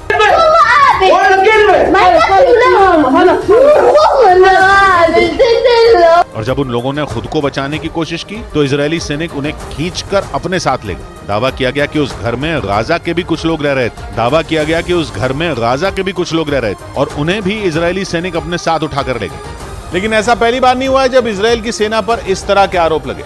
इजरायल और हमास में छिड़ी जंग के शुरू होने के बाद से वेस्ट बैंक में 150 से ज्यादा लोगों की मौत हो चुकी है, जिसकी वजह से वहां तनाव लगातार बढ़ता जा रहा है।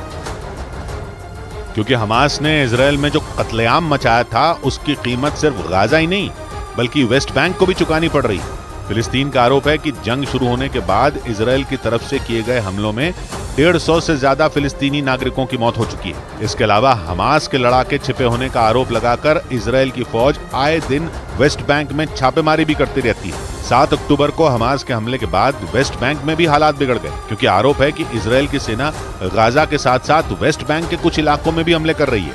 क्योंकि वेस्ट बैंक के जिस हिस्से पर इजरायल का कब्जा है उस इलाके में पहले से ही हमास के लड़ाके एक्टिव हैं और 7 अक्टूबर के बाद से वहां तनाव और बढ़ता जा रहा है, क्योंकि इजरायल की सेना वहां मौजूद उन शरणार्थी कैंपों में लगातार छापे मार रही है जहां फिलिस्तीन के नागरिक रहते हैं। और उन लोगों का सामना आए दिन इजरायल की सेना से होता रहता है, क्योंकि इजरायल वेस्ट बैंक पर अपना कब्जा चाहता है। इजरायल ने 1967 में हुई जंग के बाद वेस्ट बैंक के 60% हिस्से पर कब्जा कर लिया, जबकि 40% हिस्सा फिलिस्तीन के कब्जे में।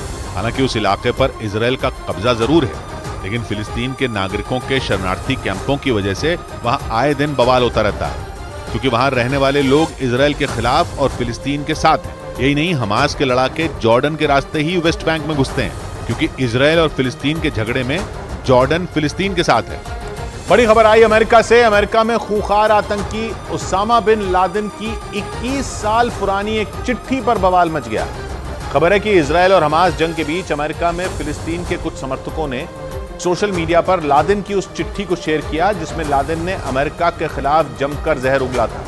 यही वजह रही कि जैसे ही लादेन की वो चिट्ठी वायरल हुई, अमेरिका में बवाल मच गया, क्योंकि लादेन की उस चिट्ठी में यह लिखा हुआ था कि इजरायल का साथ देने की कीमत अमेरिका ईसाइयों के खून से चुकाएगा।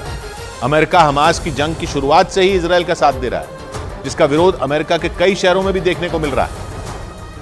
लेकिन खूंखार आतंकी उसामा बिन लादेन की 21 साल पुरानी चिट्ठी के वायरल होने के बाद अमेरिका में कोहराम मच गया। खबर के मुताबिक ब्रिटेन के अखबार द गार्डियन ने उसामा बिन लादेन की उस चिट्ठी को अपनी वेबसाइट पर छापा, जिसे अमेरिका में फिलिस्तीन के समर्थन करने वाले कुछ लोगों ने टिकटॉक पर वायरल कर दिया। और इसके बाद वहां ऐसा बवाल मचा जिसके बारे में बाइडेन सरकार ने भी नहीं सोचा था, क्योंकि 21 साल पुरानी उस चिट्ठी में उसामा बिन लादेन ने अमेरिका के लिए जमकर जहर उगला था।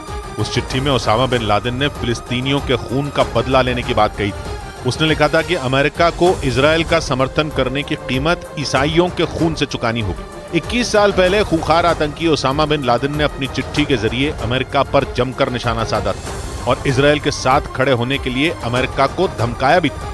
और इसीलिए जैसे ही उसामा बिन लादेन की वो चिट्ठी वायरल हुई, अमेरिका के लोगों का गुस्सा भड़क गया। लादेन की चिट्ठी पर वहां किस हद तक बवाल मचा है, इसका अंदाजा इस बात से लगाया जा सकता है कि वहां की संसद में लादेन की चिट्ठी शेयर करने वालों पर एक्शन लेने तक की मांग की गई, ताकि लोग उस चिट्ठी को शेयर करने से बचें। क्योंकि द गार्डियन अखबार ने जैसे ही उसामा बिन लादेन की उस चिट्ठी को अपनी वेबसाइट पर छापा, फिलिस्तीन का समर्थन करने वालों ने उसे इसलिए शेयर किया क्योंकि उन्हें लादेन की बातें ठीक लगी। जो चिट्ठी वायरल हुई उसे उसामा बिन लादेन ने 2002 में लिखा था। उसने अपनी चिट्ठी में अफगानिस्तान में अमेरिका की सैन्य कार्रवाई पर भी टिप्पणी करते हुए वहां मारे गए लोगों की मौत का जिम्मेदार अमेरिका को ठहराया था। इतना ही नहीं, फिलिस्तीनियों की मौत के लिए भी अमेरिका को ही जिम्मेदार ठहराया था। और इसीलिए लादेन की चिट्ठी के टिकटॉक पर वायरल होने पर अमेरिका की संसद में भी बवाल मच गया। कुछ सांसदों ने तो टिकटॉक पर बैन की मांग कर डाली, जिसके बाद टिकटॉक ने भी बिना वक्त गंवाए पूरे मामले पर सफाई दी। जबकि बवाल बढ़ने के बाद द गार्डियन अखबार ने भी अपनी वेबसाइट से लादेन की उस चिट्ठी को हटा दिया। लेकिन इसके बावजूद अमेरिका में लादेन की चिट्ठी की चर्चा थमने का नाम नहीं ले रही, क्योंकि लादेन की वो चिट्ठी फिलिस्तीन का समर्थन करने वाले लोगों के हाथ लग गई और देखते ही देखते उसे खूब वायरल किया गया। हालांकि चिट्ठी पर जब बवाल बढ़ा तो टिकटॉक की तरफ से सफाई भी पेश की गई, क्योंकि अमेरिका में टिकटॉक को बैन करने की मांग तेज हो गई। टिकटॉक पर आरोप लगे कि उसके जरिए आतंकवाद को बढ़ावा देने वाले कंटेंट को प्रमोट किया गया, जिसके बाद टिकटॉक की तरफ से बयान जारी कर यह भरोसा दिया गया कि बिन लादेन की चिट्ठी पर बैन लगाया जाएगा। जबकि चारों तरफ से आलोचना होने के बाद द गार्डियन ने भी लादेन की चिट्ठी को डिलीट कर दिया। लेकिन लादेन की चिट्ठी पर अमेरिका ऐसा सुलगा कि व्हाइट हाउस की तरफ से बयान तक जारी किया गया, जिसमें उसामा बिन लादेन की उस चिट्ठी को झूठा बताते हुए उसे यहूदियों को बदनाम करने की साजिश बताया गया। और खबर के मुताबिक खूंखार आतंकी ओसामा बिन लादेन ने यह चिट्ठी 9/11 हमले के ठीक 1 साल बाद लिखी थी, जिसमें उसने अमेरिका में हुए आतंकी हमले को जायज ठहराया था। और इसीलिए जैसे ही ओसामा बिन लादेन की चिट्ठी सोशल मीडिया पर वायरल हुई, अमेरिका के लोगों के जख्म एक बार फिर हरे हो गए। ओसामा बिन लादेन ही वो मास्टरमाइंड था जिसने 11 सितंबर 2001 को अमेरिका पर भीषण हमला करवाकर उसे दहला दिया था, जिसमें बड़ी संख्या में लोग मारे गए थे। जिसके बाद अमेरिका ने ओसामा बिन लादेन को मारने के लिए पूरी ताकत झोंक दी थी और अमेरिका ने लादेन को मौत की नींद सुलाने के बाद ही चैन की सांस ली थी। 2 मई 2011 को अमेरिकी सेना ने पाकिस्तान के एबटाबाद में घुसकर ओसामा बिन लादेन को मौत के घाट उतार दिया था। लेकिन 22 साल बीतने के बाद भी अमेरिका के लोगों में 9/11 हमले का खौफ आज भी जिंदा है और इसीलिए अमेरिका के लोगों का गुस्सा उन लोगों पर फूट रहा है जो लादेन की उस चिट्ठी का समर्थन कर रहे हैं।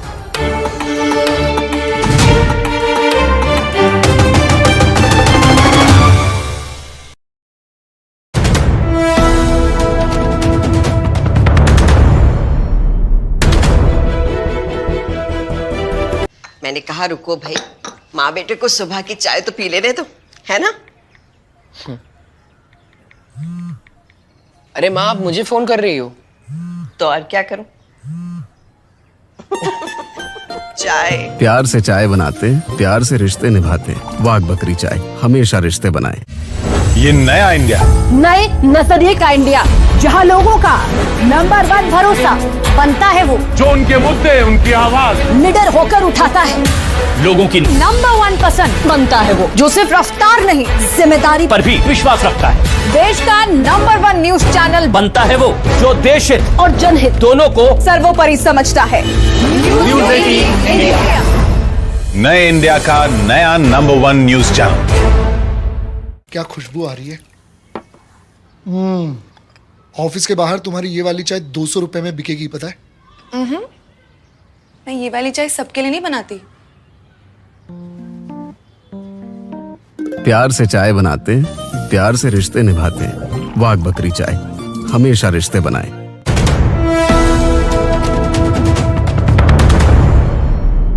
इजराइल ने हमास का साथ देने वालों को खुलेआम चेतावनी दे डाली और साफ संकेत दे दिया कि इजराइल न तो जंग के बीच किसी सीज फायर के लिए रुकेगा, न ही इस जंग के बाद थमने वाला है।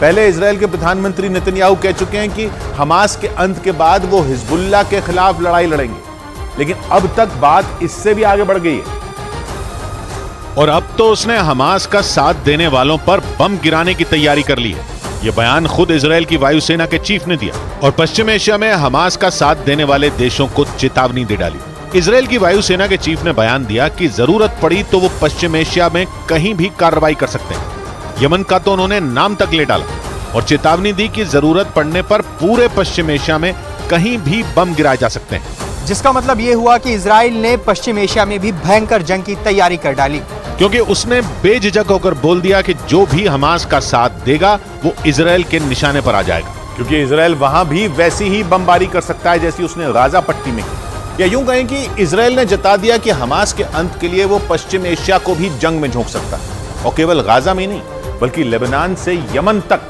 भयंकर जंग छेड़ सकता है। क्योंकि 7 अक्टूबर के बाद से पश्चिम एशिया में इजराइल के खिलाफ ऐसा माहौल बना कि लगने लगा कि ये लड़ाई यहूदी बनाम मुस्लिम देश हो गई, क्योंकि इजराइल पर लेबनान, सीरिया और जॉर्डन जैसे मुस्लिम देशों से हमले का खतरा मंडराने लगा। ईरान ने खुलकर धमकी भी दी थी कि अगर गाजा पर हमले नहीं रुके तो इजराइल पर चौतरफा हमले होंगे और जंग के कई मोर्चे खुल जाएंगे। लेकिन इजराइल ईरान की धमकी से नहीं डरा, उल्टा उसने गाजा में हमले और तेज कर दिए।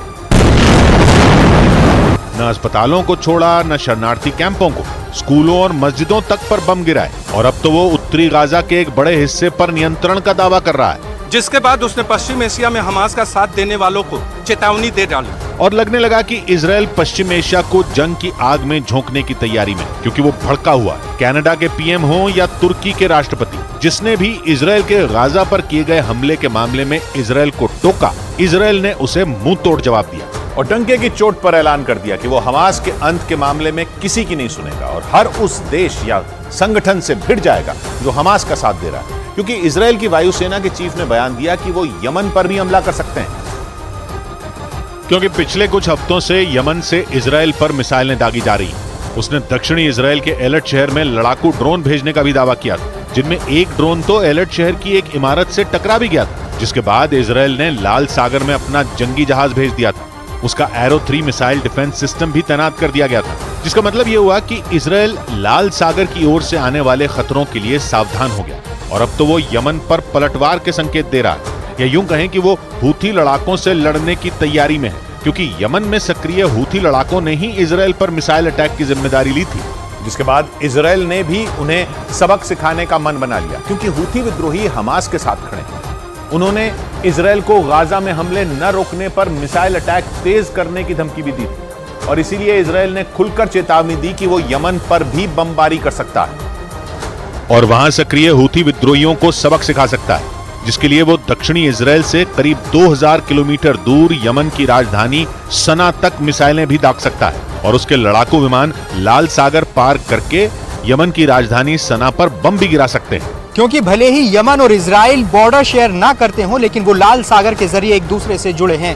क्योंकि यमन उत्तर में सऊदी अरब और पश्चिम में लाल सागर से घिरा है और अफ्रीका और एशिया को अलग करने वाला लाल सागर हिंद महासागर में एंट्री का रास्ता खुलता है। इसके पूर्वी छोर पर सऊदी अरब और यमन जैसे देश हैं, जबकि पश्चिमी छोर पर मिस्र और सूडान जैसे देश हैं और इन सब के बीच इजराइल का भी एक छोटा सा कोना लाल सागर से लगता है, जहां इजराइल का एलर्ट शहर बसा है, जिस पर हमास और इजराइल की जंग शुरू होने के बाद यमन के हूथी लड़ाकों ने कई बार मिसाइलें दागी, जिन्हें कभी इजराइल के एरो 3 मिसाइल डिफेंस सिस्टम ने मार गिराया तो कभी लाल सागर में तैनात अमेरिका के जंगी जहाजों ने पस्त कर दिया, लेकिन हूथी लड़ाकों ने हमले जारी रखे, जिससे इजराइल भड़क गया और उसने यमन का नाम लेकर हूथी लड़ाकों को चेतावनी दी, या यूं कहें कि इजराइल ने ईरान को बता दिया कि वो ट्रिपल एच से दो हाथ करने के लिए तैयार है, क्योंकि ट्रिपल एच के पहले एच हमास से वो जंग लड़ ही रहा है, दूसरे एच हिजबुल्लाह के खिलाफ भी जंग का मोर्चा खुलता दिखा और अब इजराइल ने यमन के हूथी लड़ाकों से भिड़ने की तैयारी भी कर ली। यानी ट्रिपल एच का तीसरा एच कहे जाने वाले हूथी लड़ाकों से भी जंग का माहौल बनने लगा। यानी ईरान ने जिन 3 कट्टरपंथी संगठनों की चुनौती इजराइल के सामने खड़ी की थी, इजराइल ने उस चुनौती को स्वीकार कर लिया और ऐसे संकेत दिए मानो पूरा पश्चिम एशिया गाजा जंग की चपेट में आ सकता है। कम से कम इजराइल के वायुसेना के चीफ ने तो यही इशारा किया और ऐसा खतरनाक बयान दिया कि पश्चिम एशिया में खतरे की घंटी बज गई। वैसे भी जंग शुरू होने के कुछ ही दिन बाद नेतन्याहू ने अपने इरादे जता दिए थे और हमास को चेतावनी देते हुए कहा था कि इजराइल उससे ऐसा बदला लेगा कि पूरे पश्चिम एशिया का नक्शा ही बदल जाएगा। यानी नेतन्याहू ने करीब 1 महीने पहले जो खतरनाक संकेत दिए थे, अब वो सच हो सकते हैं, जिसके लिए ईरान को भी जिम्मेदार माना जा सकता है, क्योंकि हमास और इजराइल की जंग के बाद ईरान ने इजराइल के खिलाफ माहौल बनाने का कोई मौका नहीं छोड़ा और उसे जंग के कई मोर्चे खुलने की धमकी तक दे डाली, क्योंकि माना जा रहा है कि इस जंग की आड़ में ईरान पश्चिम एशिया का नेता बनने के चक्कर में। वो अलग बात है कि उसके इस मंसूबे पर कुछ मुस्लिम देश ही पानी फेरते दिखे, क्योंकि ईरान चाहता है कि पश्चिम एशिया के मुस्लिम देश इजराइल का बहिष्कार कर दें, उससे सारे रिश्ते तोड़ दें। लेकिन सऊदी अरब, संयुक्त अरब अमीरात और कतर समेत 7 मुस्लिम देश ऐसा नहीं चाहते, क्योंकि वो ईरान को मुस्लिम देशों का नेता नहीं बनने देना चाहते और इसीलिए उन्होंने ईरान का इजराइल के बहिष्कार का प्रस्ताव ठुकरा दिया और इजराइल से बातचीत का रास्ता खुला रखा।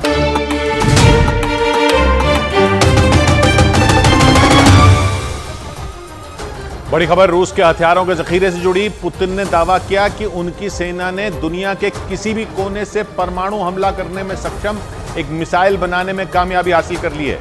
पुतिन के मुताबिक उनकी ये मिसाइल एक उल्का पिंड की तरह गिरकर हमला कर सकती है।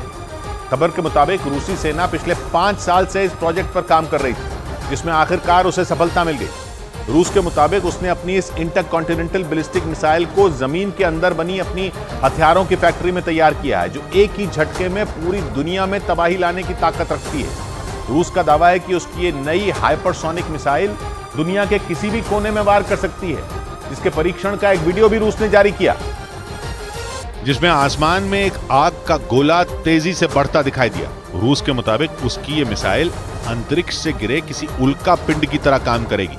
मतलब ये अपने साथ परमाणु हथियार लेकर आग के गोले की तरह बढ़ेगी और हजारों किलोमीटर दूर दुश्मन को भी चुटकियों में ढेर कर देगी। और रूस के दावे के मुताबिक उसकी इस नई मिसाइल की रेंज में दुनिया के सारे देश हैं।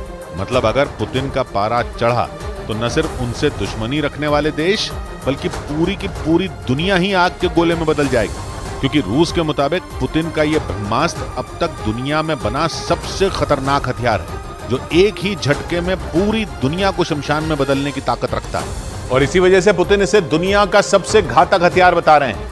रूस की सेना के मुताबिक ये मिसाइल इतनी ताकतवर है कि अगर रूस के सभी दुश्मन एक साथ आ जाएं तब भी उनका मुकाबला करने के लिए ये मिसाइल अकेली ही काफी होगी, क्योंकि पुतिन को अपने दुश्मनों की बर्बादी के लिए सेना को मोर्चे पर नहीं उतारना होगा, बल्कि सिर्फ एक बटन दबाना होगा और अमेरिका समेत उनके सभी दुश्मन एक ही झटके में भाप में बदल जाएंगे। रूस की सेना के मुताबिक पुतिन के बटन दबाते ही ये मिसाइल अंतरिक्ष से अपने टारगेट की तरफ बढ़ेगी और फिर दुश्मन के ठिकाने के करीब पहुंचते ही ये उल्का पिंड की तरह वहां तबाही मचा देगी। मतलब रूस अपने दुश्मन पर एकदम सटीक हमला कर सकेगा और उसे इसकी भनक तक नहीं लगेगी, क्योंकि रूस का मानना है कि उसकी ये मिसाइल आवाज से 27 गुना तेज रफ्तार से वार करेगी, जिसे रोक पाना दुनिया के किसी भी डिफेंस सिस्टम के बस की बात नहीं होगी। इसके अलावा ये आधे घंटे के अंदर दुनिया के किसी भी कोने में पहुंचने की ताकत रखती है। मतलब इस मिसाइल के दम पर पुतिन जब चाहें, जहां से चाहें, जिसे चाहें तबाह कर सकते हैं। लेकिन सबसे बड़ा सवाल है कि आखिर पुतिन को इतना घातक हथियार बनाने की जरूरत क्यों पड़ी।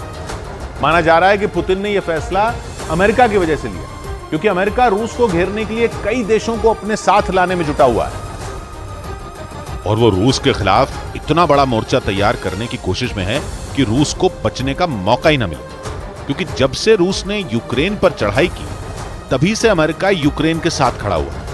वहीं यूक्रेन के पड़ोसी देश भी अमेरिका के भरोसे पर रूस से लड़ने का मन बना चुके हैं। दूसरी तरफ इजराइल भी हमास की जंग के बाद खुलकर रूस के खिलाफ आ चुका है। मतलब अमेरिका की अगुवाई में रूस के खिलाफ कई देश इकट्ठा हो चुके हैं। और पुतिन का मानना है कि इन सब से एक साथ निपटने के लिए रूस को किसी ऐसे हथियार की जरूरत होगी जो दुनिया में किसी और के पास न हो। माना जा रहा है कि इसी वजह से रूस ने अपनी इस घातक मिसाइल को तैयार किया है, जो पलक झपकते ही बर्बादी की कहानी लिखने की ताकत रखेगी। लेकिन यूक्रेन का दावा है कि पुतिन इस मामले में कोरा झूठ बोल रहे हैं। मतलब यूक्रेन के मुताबिक पुतिन ने ऐसी कोई मिसाइल बनाई ही नहीं है, बल्कि वो पूरी दुनिया को डराने की कोशिश में लगे। यूक्रेन ने दावा किया कि पुतिन अपने खिलाफ लामबंद हो रहे देशों से घबरा चुके हैं, इसलिए वो अपने पास दुनिया के सबसे घातक हथियार होने का झूठ फैलाकर सबको डराना चाहते हैं। हालांकि ये कोई पहला मौका नहीं है। यूक्रेन इससे पहले भी पुतिन के मिसाइलों के परीक्षण फेल होने का दावा कर चुका है। और कुछ दिन पहले ही जेलेंस्की ने भी ये आरोप लगाया था कि पुतिन ने दुनिया से छिपकर अपनी नई परमाणु मिसाइलों की टेस्टिंग की थी, जिसमें वो असफल साबित हुए थे। लेकिन उन्होंने इस बात को दुनिया से छिपा लिया, क्योंकि अगर ये बात सबके सामने आ जाती तो पुतिन की इज्जत मिट्टी में मिल जाती। लेकिन अगर रूस के दावे में थोड़ी सी भी सच्चाई है तो ये मिसाइल न सिर्फ अमेरिका बल्कि नेटो के सदस्य देशों के लिए भी बड़ा खतरा साबित हो सकती है। क्योंकि पुतिन यूक्रेन में जारी जंग की शुरुआत से ही ये बात कई बार दोहरा चुके हैं कि वो नेटो के एक भी सदस्य को नहीं बख्शेंगे। ऐसा इसलिए क्योंकि जंग में नेटो के सभी सदस्य यूक्रेन के साथ खड़े नजर आए, और ऐसा इसलिए क्योंकि नेटो में सबसे ऊंचा ओहदा अमेरिका का है। और अमेरिका तो खुलकर ये कह चुका है कि जंग के आखिरी दिन तक वो यूक्रेन की मदद से पीछे नहीं हटेगा। मतलब अंजाम चाहे जो भी हो, अमेरिका रूस को रोकने में अपनी पूरी ताकत लगा देगा। और माना जा रहा है कि ऐसा करने में नेटो के देश उसका साथ देंगे, इसलिए पुतिन उन्हें भी अपनी दुश्मनों की लिस्ट में जोड़ चुके हैं। बड़ी खबर पाकिस्तान और अफगानिस्तान के बीच जारी तनाव से जुड़ी। पाकिस्तान के सेना प्रमुख जनरल आसिम मुनीर ने अफगानिस्तान पर हमले की धमकी दे दी। आसिम मुनीर ने चेतावनी दी कि पाकिस्तान अपने देश से टीटीपी के सफाये के लिए कड़ा कदम उठाने का मन बना चुका है और वो इस कड़ी में तालिबान को भी नहीं बख्शने वाला। मतलब एशिया में भी अब जंग का मोर्चा खुल सकता है और सालों पुराने दोस्त पाकिस्तान और अफगानिस्तान आपस में भिड़ सकते हैं। क्योंकि पाकिस्तान की सेना ने सीधे तौर पर यह ऐलान कर दिया कि वो टीटीपी के ठिकानों पर बम बरसाने की पूरी तैयारी कर चुकी है। मतलब अब पाकिस्तान आर पार की जंग के मूड में है। लेकिन माना जा रहा है कि पाकिस्तान ने यह धमकी टीटीपी को नहीं बल्कि अफगानिस्तान में बैठे तालिबान को दी है, क्योंकि वो ये आरोप लगाता रहा है कि टीटीपी को बनाने और चलाने का काम तालिबान ही करते हैं। मतलब पाकिस्तान की सेना ने सीधे सीधे तालिबान से भिड़ने का मन बना लिया है। पाकिस्तान के सेना प्रमुख ने साफ कर दिया कि उनके पास टीटीपी के करीब करीब सभी ठिकानों की पुख्ता जानकारी है, जहां वो किसी भी वक्त बम बरसाकर तबाही का तूफान ला सकते हैं। पाकिस्तान की सेना के सूत्रों के मुताबिक इसके लिए वहां की वायुसेना को तैयार रहने के आदेश भी दे दिए गए, जिसका मतलब ये हुआ कि पाकिस्तान सीधे सीधे तालिबान पर बमबारी करने की धमकी दे रहा है। और यह ऐलान किसी और ने नहीं बल्कि पाकिस्तानी सेना प्रमुख जनरल आसिम मुनीर ने किया है। उन्होंने चेतावनी देते हुए ये कहा कि अगर जरूरत पड़ी तो पाकिस्तान की सेना अफगानिस्तान में घुसकर टीटीपी के ठिकानों पर ताबड़तोड़ हमले करने से भी नहीं चूकेगी, क्योंकि पाकिस्तान का आरोप है कि तालिबान जानबूझकर टीटीपी पर लगाम लगाने से कतरा रहा है। पाकिस्तान के कार्यवाहक प्रधानमंत्री अनवर उल हक काकर ने तो ये तक कह दिया था कि तालिबान ही टीटीपी को हमले के लिए उकसाते हैं और उन्हीं के इशारों पर पाकिस्तान को दहलाने की साजिश रची जाती है। पाकिस्तान के मुताबिक वो इस मामले को आपसी बातचीत के जरिए सुलझाना चाहता था, जिसके लिए उसने अपने विशेष दूत आसिफ दुर्रानी को काबुल भी भेजा था ताकि तालिबान के साथ मिलकर टीटीपी पर चोट की जा सके। लेकिन उसका आरोप है कि तालिबान ने इस मामले में पाकिस्तान की मदद करने से साफ इनकार कर दिया था, जिसका असर ये हुआ था कि आसिफ दुर्रानी को काबुल से खाली हाथ लौटना पड़ा था। और उसी दिन से पाकिस्तान ये आरोप लगाता रहा है कि तालिबान टीटीपी के जरिए उसके इलाकों को निशाने पर ले रहे हैं। हालांकि अब तक वो इस बात को इशारों में कह रहा था, लेकिन पिछले हफ्ते पाकिस्तान के कार्यवाहक प्रधानमंत्री अनवर उल हक काकर ने इस मामले में तालिबान पर सीधी चढ़ाई कर दी थी। और इस दौरान पाकिस्तान के कार्यवाहक पीएम अनवर उल हक काकर ने टीटीपी को सीधे सीधे तालिबान का मुखौटा बता दिया था। उन्होंने आरोप लगाया था कि टीटीपी यानी तहरीक-ए-तालिबान पाकिस्तान के आतंकियों ने पाकिस्तान में जो धमाके किए उनके ऑर्डर उन्हें तालिबान से मिले थे। मतलब उन्होंने पाकिस्तान में हुए आतंकी हमलों के लिए तालिबान को जिम्मेदार ठहराया था। इस दौरान उन्होंने अमेरिका को भी निशाने पर लिया था और यह दावा किया था कि पाकिस्तान पर हुए हमलों की साजिश तालिबान ने रची थी और इसमें उसका साथ अमेरिका ने भी दिया था, क्योंकि उनका आरोप था टीटीपी के लड़ाकों ने पाकिस्तान में तबाही मचाने के लिए अमेरिकी फौज के हथियारों का इस्तेमाल किया था। हालांकि अमेरिका और तालिबान दोनों ने ही पाकिस्तान के इन आरोपों को सिरे से नकार दिया था, लेकिन उस वक्त भी पाकिस्तान ने ये संकेत दिए थे कि वो इस मामले में तालिबान पर कड़ा एक्शन लेने के मूड में है। और तभी से आशंका जताई जाने लगी थी कि पाकिस्तान अपने पड़ोसी अफगानिस्तान के खिलाफ जल्द ही कोई ठोस फैसला ले सकता है। लेकिन तालिबान इससे बेखौफ थे, क्योंकि वो पहले ही ये साफ कर चुके थे कि वो टीटीपी और पाकिस्तान की लड़ाई में किसी भी कीमत पर नहीं कूदने वाले। तालिबान के मुताबिक इस मामले में उन्होंने कई महीने पहले ही पाकिस्तान को सीधा सीधा जवाब दे दिया था और टीटीपी के हमलों से परेशान पाकिस्तान को यह साफ कर दिया था कि यह लड़ाई पाकिस्तान और टीटीपी की है, जिससे तालिबान का कोई लेना देना नहीं है। यहां तक कि जब पाकिस्तान के विशेष दूत आसिफ दुर्रानी इस मामले पर बातचीत के लिए काबुल गए थे, तब भी तालिबान ने इसी बात को दोहराया था और पाकिस्तान को टीटीपी से अपने दम पर निपटने की सलाह दी थी। तालिबान का आरोप है कि इसी बात से बढ़ के पाकिस्तान ने उन पर टीटीपी के मददगार होने का आरोप मढ़ना शुरू कर दिया, जबकि तालिबान के मुताबिक टीटीपी के लड़ाके खैबर पख्तूनख्वा इलाके में डेरा जमाए हुए हैं, जो पाकिस्तान का हिस्सा है। हालांकि ये इलाका पाकिस्तान और अफगानिस्तान की सीमा के पास है और इसी वजह से पाकिस्तान तालिबान पर टीटीपी की मदद का आरोप लगाता है, क्योंकि उसका मानना है कि तालिबान ही सीमा पार से टीटीपी के लड़ाकों की मदद करते हैं। और तालिबान का इल्जाम है कि जब पाकिस्तान अपने इस आरोप को साबित नहीं कर पाया तो उसने इसका बदला अपने देश में मौजूद अफगान शरणार्थियों से लेना शुरू कर दिया।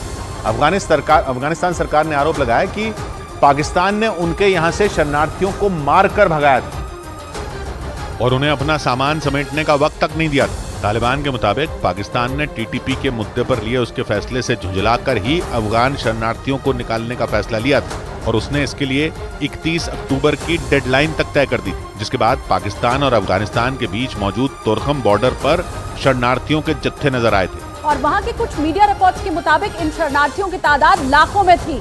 मतलब एक ही झटके में पाकिस्तान में रह रहे लाखों अफगान शरणार्थी बेघर हो गए थे। तालिबान का आरोप तो ये भी है कि उनमें कई लोगों को तो पाकिस्तान की पुलिस ने घरों से निकाल कर उनके साथ मारपीट तक की थी। वहीं कुछ लोगों का कीमती सामान भी छीन लिया गया था। यहाँ तक कि पाकिस्तान ने खुद भी ये बात मानी थी कि उसने कई अफगान शरणार्थियों को जेल में भी डाल दिया था। जिनमें बच्चे और महिलाएं भी शामिल थी। क्योंकि पाकिस्तान ने इसके पीछे यह दलील दी थी कि उसके इलाकों में हुए टीटीपी के हमलों में वहां बसे अफगान शरणार्थियों ने भी बराबर का साथ दिया। मतलब पाकिस्तान ने सीधे सीधे यह आरोप लगाया था कि उसके शहरों में रह रहे अफगानिस्तान के लोग उसी के खिलाफ रची जा रही साजिश का हिस्सा हैं और वो उसके सबसे बड़े दुश्मन यानी टीटीपी के लिए स्लीपर सेल की तरह काम कर रहे थे। पाकिस्तान ने आरोप लगाया था कि उस पर अब तक टीटीपी ने जितने भी हमले किए उन सब में पाकिस्तान में रह रहे अफगान नागरिकों ने मदद की। हालांकि तालिबान ने साफ कर दिया था कि टीटीपी के हमलों से न तो अफगानिस्तान की सरकार का कोई लेना देना है और न ही अफगानिस्तान के लोगों का कोई वास्ता है। लेकिन पाकिस्तान ने उसकी इस अपील को नकारते हुए अफगान शरणार्थियों को पाकिस्तान से निकलने का फरमान सुना दिया था, जिसके बाद तालिबान भी पाकिस्तान पर बुरी तरह भड़क गया और उन्होंने पाकिस्तान से उनके नागरिकों के साथ नरमी से पेश आने की अपील की थी। इस दौरान तालिबान ने चेतावनी भी दी थी कि अगर पाकिस्तान में मौजूद अफगान शरणार्थियों के साथ ज्यादती की गई तो फिर पाकिस्तान को तालिबान के गुस्से का सामना करना ही पड़ेगा। उधर तुर्की की फौज ने उत्तरी इराक में कुर्द लड़ाकों के ठिकानों पर भीषण बमबारी कर दी और 13 लड़ाकों को मार गिराने का बड़ा दावा कर दिया। तुर्की के रक्षा मंत्रालय की तरफ से कुर्द लड़ाकों पर कहर ढाने का एक वीडियो भी जारी किया गया, जिसमें तुर्की की सेना लड़ाकू विमान से कुर्द लड़ाकों के संगठन पीकेके के ठिकाने पर मिसाइल दागती नजर आई, जबकि ताबड़तोड़ हवाई हमलों के बाद वहां जोरदार धमाका होता दिखाई दिया। ऐसा लगा जैसे किसी बड़े इलाके को निशाना बनाया गया और वहां एयर स्ट्राइक के बाद तबाही मच गई, जिससे वो इलाका राख के ढेर में तब्दील हो गया। तुर्की के रक्षा मंत्रालय ने वीडियो जारी कर उत्तरी इराक में कुर्द लड़ाकों के ठिकाने पर बम बरसाने का दावा किया। इसके साथ ही 13 लड़ाकों को भी मार गिराने का उन्होंने दावा किया, जिसे तुर्की ने दुनिया के सामने एक बड़ी कामयाबी के तौर पर पेश किया। क्योंकि कुर्द लड़ाकों ने तुर्की की सेना की नाक में दम कर रखा है, जिन पर तुर्की को दहलाने के आरोप लगते आए। इसलिए तुर्की की फौज कुर्द लड़ाकों का नामो निशान मिटा देने के लिए चुन चुनकर उनका सफाया करने में जुटी है। लेकिन इससे पहले तुर्की की सेना ने कुर्द लड़ाकों के 22 ठिकानों को तबाह करने का दावा किया था, जिसके लिए पिछले महीने उसकी सेना ने उत्तरी इराक के 3 इलाकों में बमों की बरसात कर दी और भीषण हवाई हमलों में इराक दहल उठा, क्योंकि तुर्की की सेना वहां कुर्द लड़ाकों पर काल बनकर टूट पड़ी। क्योंकि 1 अक्टूबर को तुर्की की राजधानी अंकारा में संसद भवन के पास जोरदार धमाका हुआ था, जिसका बदला लेने के लिए तुर्की की सेना ने मोर्चा संभाला और इराक के 3 इलाकों में एयर स्ट्राइक कर दी। बताया गया कि अंकारा में हुए उस धमाके की जिम्मेदारी कुर्द लड़ाकों ने ही ली थी। इस ब्लास्ट में शामिल लड़ाके ने खुद को उड़ा लिया था, जिससे भड़की तुर्की की सेना ने पलटवार करते हुए कुर्द लड़ाकों के 22 ठिकानों को मिट्टी में मिला दिया था। और माना जा रहा है कि अंकारा में हुए उस धमाके के बाद से ही तुर्की ने इराक में कुर्द लड़ाकों के खिलाफ अपनी कार्रवाई तेज कर दी। लेकिन सिर्फ इराक ही नहीं, बल्कि सीरिया में छिपे कुर्द लड़ाकों के खिलाफ भी तुर्की की सेना का ऑपरेशन लगातार जारी है, क्योंकि तुर्की और कुर्द लड़ाकों का झगड़ा काफी पुराना है, जिसे उसकी सेना हमेशा के लिए खत्म कर देना चाहती है। इसलिए इराक और सीरिया में कुर्द लड़ाकों के ठिकाने पर तुर्की के सैनिक लगातार हवाई हमले कर रहे हैं। तुर्की के मुताबिक उसकी सेना तब तक नहीं रुकेगी जब तक वो अपने सबसे बड़े दुश्मन यानी कुर्द लड़ाकों का सफाया नहीं कर देती। तुर्की ये भी धमकी दे चुका है कि अगर उसके रास्ते में कोई आया तो उसे भी इसका अंजाम भुगतना होगा। इतना ही नहीं, तुर्की समेत उसके सहयोगी पश्चिमी देश तो कुर्द लड़ाकों को आतंकवादी मानते हैं, जबकि कुर्द समुदाय के मुताबिक उसके लड़ाके एक अलग देश के लिए लड़ाई लड़ रहे हैं। कुर्द समुदाय के लोग सीरिया, इराक, ईरान, तुर्की और अर्मीनिया में रहते हैं, जिनकी आबादी करीब 3.5 करोड़ है, जो अपने लिए एक अलग देश कुर्दिस्तान की मांग करते हैं, जिसमें इराक का उत्तरी, तुर्की का दक्षिणी और सीरिया का उत्तरी इलाका शामिल करने की मांग है। उधर फिलीपींस में आए एक शक्तिशाली भूकंप ने वहां के लोगों को खौफ से भर दिया। रिक्टर स्केल पर इस भूकंप की तीव्रता 6.9 मापी गई, यानी बहुत तेज भूकंप आया, जिसने वहां जमीन को झकझोर कर रख दिया, जिसका असर फिलीपींस के कई इलाकों में महसूस किया गया। वहां भूकंप के दौरान की रोंगटे खड़े कर देने वाली तस्वीरें सामने आई, जिनमें लोग जान बचाने के लिए इधर उधर भागते नजर आए। फिलीपींस के मिंडनाओ से आए एक वीडियो में दिखा कि जैसे ही भूकंप की वजह से जमीन हिलनी शुरू हुई, वैसे ही एक दफ्तर में चीख पुकार मच गई। भूकंप की डरा देने वाली ये तस्वीरें वहां मौजूद एक आदमी ने अपने मोबाइल फोन में रिकॉर्ड कर ली, जिसमें उस दफ्तर का हर हिस्सा भूकंप से थर्राता नजर आया। ऐसी ही एक तस्वीर वहां के एक रेस्टोरेंट से भी सामने आई, जिसमें सब कुछ हिलता हुआ दिखाई दिया। फिलीपींस में आए इस भूकंप का केंद्र मिंडनाओ में जमीन के अंदर करीब 10 किलोमीटर की गहराई में बताया गया। जिसके झटके 200 किलोमीटर से ज्यादा दूर तक महसूस किए गए और इस भूकंप की तीव्रता रिक्टर स्केल पर 6.9 मापी गई, जिसे रिक्टर स्केल पर तेज भूकंप की श्रेणी में रखा जाता है और इसमें भीड़-भाड़ वाले इलाकों में नुकसान का डर ज्यादा होता है।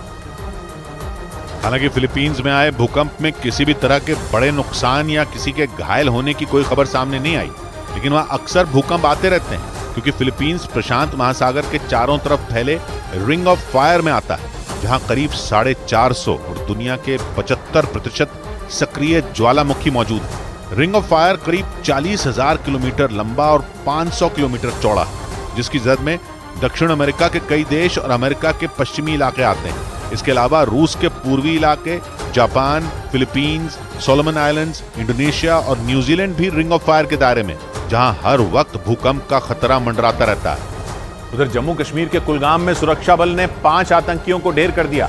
24 घंटे से भी ज्यादा चली मुठभेड़ में दोनों तरफ से ताबड़तोड़ फायरिंग हुई और सुरक्षा बल ने 5 आतंकियों को मार गिराया। भारतीय सेना के मुताबिक उन्हें कुलगाम के समनू गांव में 5 आतंकियों के छिपे होने की खुफिया जानकारी मिली थी, जिसके बाद जम्मू कश्मीर पुलिस और सीआरपीएफ के साथ मिलकर उन्होंने उस इलाके में सर्च ऑपरेशन चलाया। सर्च कर रहे थे तो वहां से अंदर से फायर आया और उसके बाद एक एनकाउंटर की शुरुआत हुई। भारतीय सेना के मुताबिक 5 आतंकी लश्कर ए तैयबा से जुड़े थे। ये वही लश्कर ए तैयबा है जिसका चीफ हाफिज सईद है। इस ऑपरेशन में पुलिस, सेना और सीआरपीएफ लगातार लगी हुई थी और जो भी एंट्री और एग्जिट पॉइंट्स हैं इन एरियाज के, उनको बंद कर दिया गया। बताया गया कि सर्च ऑपरेशन के दौरान उन्होंने पूरे इलाके को सील कर दिया और लोगों की आवाजाही पर रोक लगा दी, क्योंकि वो आतंकी वहां मौजूद घरों से छिपकर फायरिंग कर रहे थे और इसलिए सुरक्षा बल ने वो तीनों घर तबाह कर दिए जहां आतंकी छिपे थे। आतंकियों के खिलाफ एक रोज पहले शुरू हुआ यह ऑपरेशन तब जाकर खत्म हुआ जब सुरक्षा बल के जवानों ने वहां मौजूद 5 आतंकियों को ढेर कर दिया और उन घरों को भी पूरी तरह तबाह कर दिया गया जहां से छिपकर 5 आतंकी सुरक्षा बल के जवानों के साथ मुठभेड़ कर रहे थे। 5 मिलिटेंट इस एनकाउंटर में मारे गए। आप देख सकते हैं 3 मकान हैं, पूरी तरह से ये यहाँ पे खाकस्तर हो गए हैं। आप वहां से जो तस्वीरें आई उनमें आग की लपटें उठती दिखी, क्योंकि सुरक्षा बल ने रॉकेट लॉन्चर के जरिए उन घरों को उड़ा दिया था, जिसके बाद चारों तरफ सिर्फ मलबा ही बिखरा नजर आया। बताया गया कि सुरक्षा बल को आतंकियों के उन घरों में छिपे होने की जानकारी मिली थी, जिसके बाद सुरक्षा बल ने उस इलाके को घेर कर उन तीनों घरों को तबाह कर दिया, जिसकी वजह से उन घरों में छिपे आतंकियों को बाहर निकलना पड़ा, क्योंकि खबर है कि वो आतंकी किसी बड़े हमले को अंजाम देने की तैयारी में थे, लेकिन उनके कामयाब होने से पहले ही सुरक्षा बल ने उन्हें मार गिराया। इस ऑपरेशन के बाद सुरक्षा बल के जवानों को आतंकियों के पास से भारी मात्रा में हथियार और गोला बारूद भी मिला और दावा है कि उन्हीं हथियारों के दम पर वो आतंकी जम्मू कश्मीर में किसी बड़ी वारदात को अंजाम देने की तैयारी कर रहे थे। सुरक्षा बल के मुताबिक वो 5 आतंकी कुलगाम में इकट्ठा हुए थे और उन घरों में छिपकर बैठ गए थे, जिसकी जानकारी मिलते ही सुरक्षा बल ने सर्च ऑपरेशन चलाया और उन आतंकियों का खात्मा कर दिया। इस दौरान सुरक्षा बल ने उन आतंकियों से जो हथियार बरामद किए उनमें 2 AK-47 राइफल, 2 AK-74 राइफल, 2 पिस्तौल और ग्रेनेड शामिल थे। मतलब ये कि सुरक्षा बल की मुस्तैदी से जम्मू कश्मीर को दहलाने की आतंकियों की बड़ी साजिश नाकाम हो गई। सुरक्षा बल को इस बात की भी आशंका है कि उन्होंने जो हथियार बरामद किए हैं वो आतंकियों को सीमा पार से मिले थे और इसीलिए सुरक्षा बल के जवानों ने पिछले 48 घंटों में 8 आतंकियों को ढेर कर दिया। जम्मू कश्मीर में हुए इस ऑपरेशन को सुरक्षा बल के लिए बड़ी कामयाबी माना जा रहा है, क्योंकि पिछले 2 दिनों में ही सुरक्षा बल के जवानों ने 8 आतंकियों को मार गिराया। कुलगाम में ढेर किए गए 5 आतंकियों के अलावा सुरक्षा बल ने राजौरी और उरी में भी 3 आतंकियों का खात्मा कर दिया और आतंकियों की बड़ी साजिश को नाकाम कर दिया। सुरक्षा बल के मुताबिक उन्होंने राजौरी के बुद्दल इलाके में भी एक आतंकी को ढेर कर दिया। इसके अलावा एक रोज पहले सुरक्षा बल ने उरी में घुसपैठ की कोशिश कर रहे आतंकियों की साजिश को भी नाकाम कर दिया था। आतंकियों के साथ हुई मुठभेड़ में सुरक्षा बल के जवानों ने 2 आतंकियों को ढेर कर दिया था और उन आतंकियों से भारी मात्रा में हथियार और गोला बारूद भी बरामद किया था। उधर कारोबारी हफ्ते के आखिरी दिन निफ्टी और सेंसेक्स दोनों ही गिरावट के साथ बंद हुए। कंज्यूमर लोन से जुड़े नियम कड़े करने का असर बैंकिंग सेक्टर के शेयरों पर पड़ा और उनमें तगड़ी गिरावट देखी गई। बॉम्बे स्टॉक एक्सचेंज का सेंसेक्स 187 अंक गिरकर 65,794 पर बंद हुआ। नेशनल स्टॉक एक्सचेंज का निफ्टी 33 अंक गिरकर 19,731 पर बंद हुआ। हालांकि ऑटो, फार्मा और कैपिटल गुड्स जैसे शेयरों में खरीदारी का दौर बना रहा और शेयर बाजार की खबर तो आपको कई जगह मिल जाएगी, लेकिन शेयर बाजार का एक्सपर्ट आपको बनाएगा सिर्फ मनी कंट्रोल प्रो। बंदिशों का होना भी जरूरी था, बंदिशों का होना भी जरूरी था, आजाद पंखों का फड़फड़ाना भी जरूरी था। 100 बात की एक बात कही शिवा ने, जिम्मेवारियों ने भले ही झुका दिए हो मजबूत कंधे, गर्दन सीधी रख बुलंदी का फरमान सुनाना भी जरूरी था। तो मिलते हैं सोमवार को, घड़ी जब इशारा करेगी 9 बजे रात का, वक्त फिर होगा 100 बात की बात।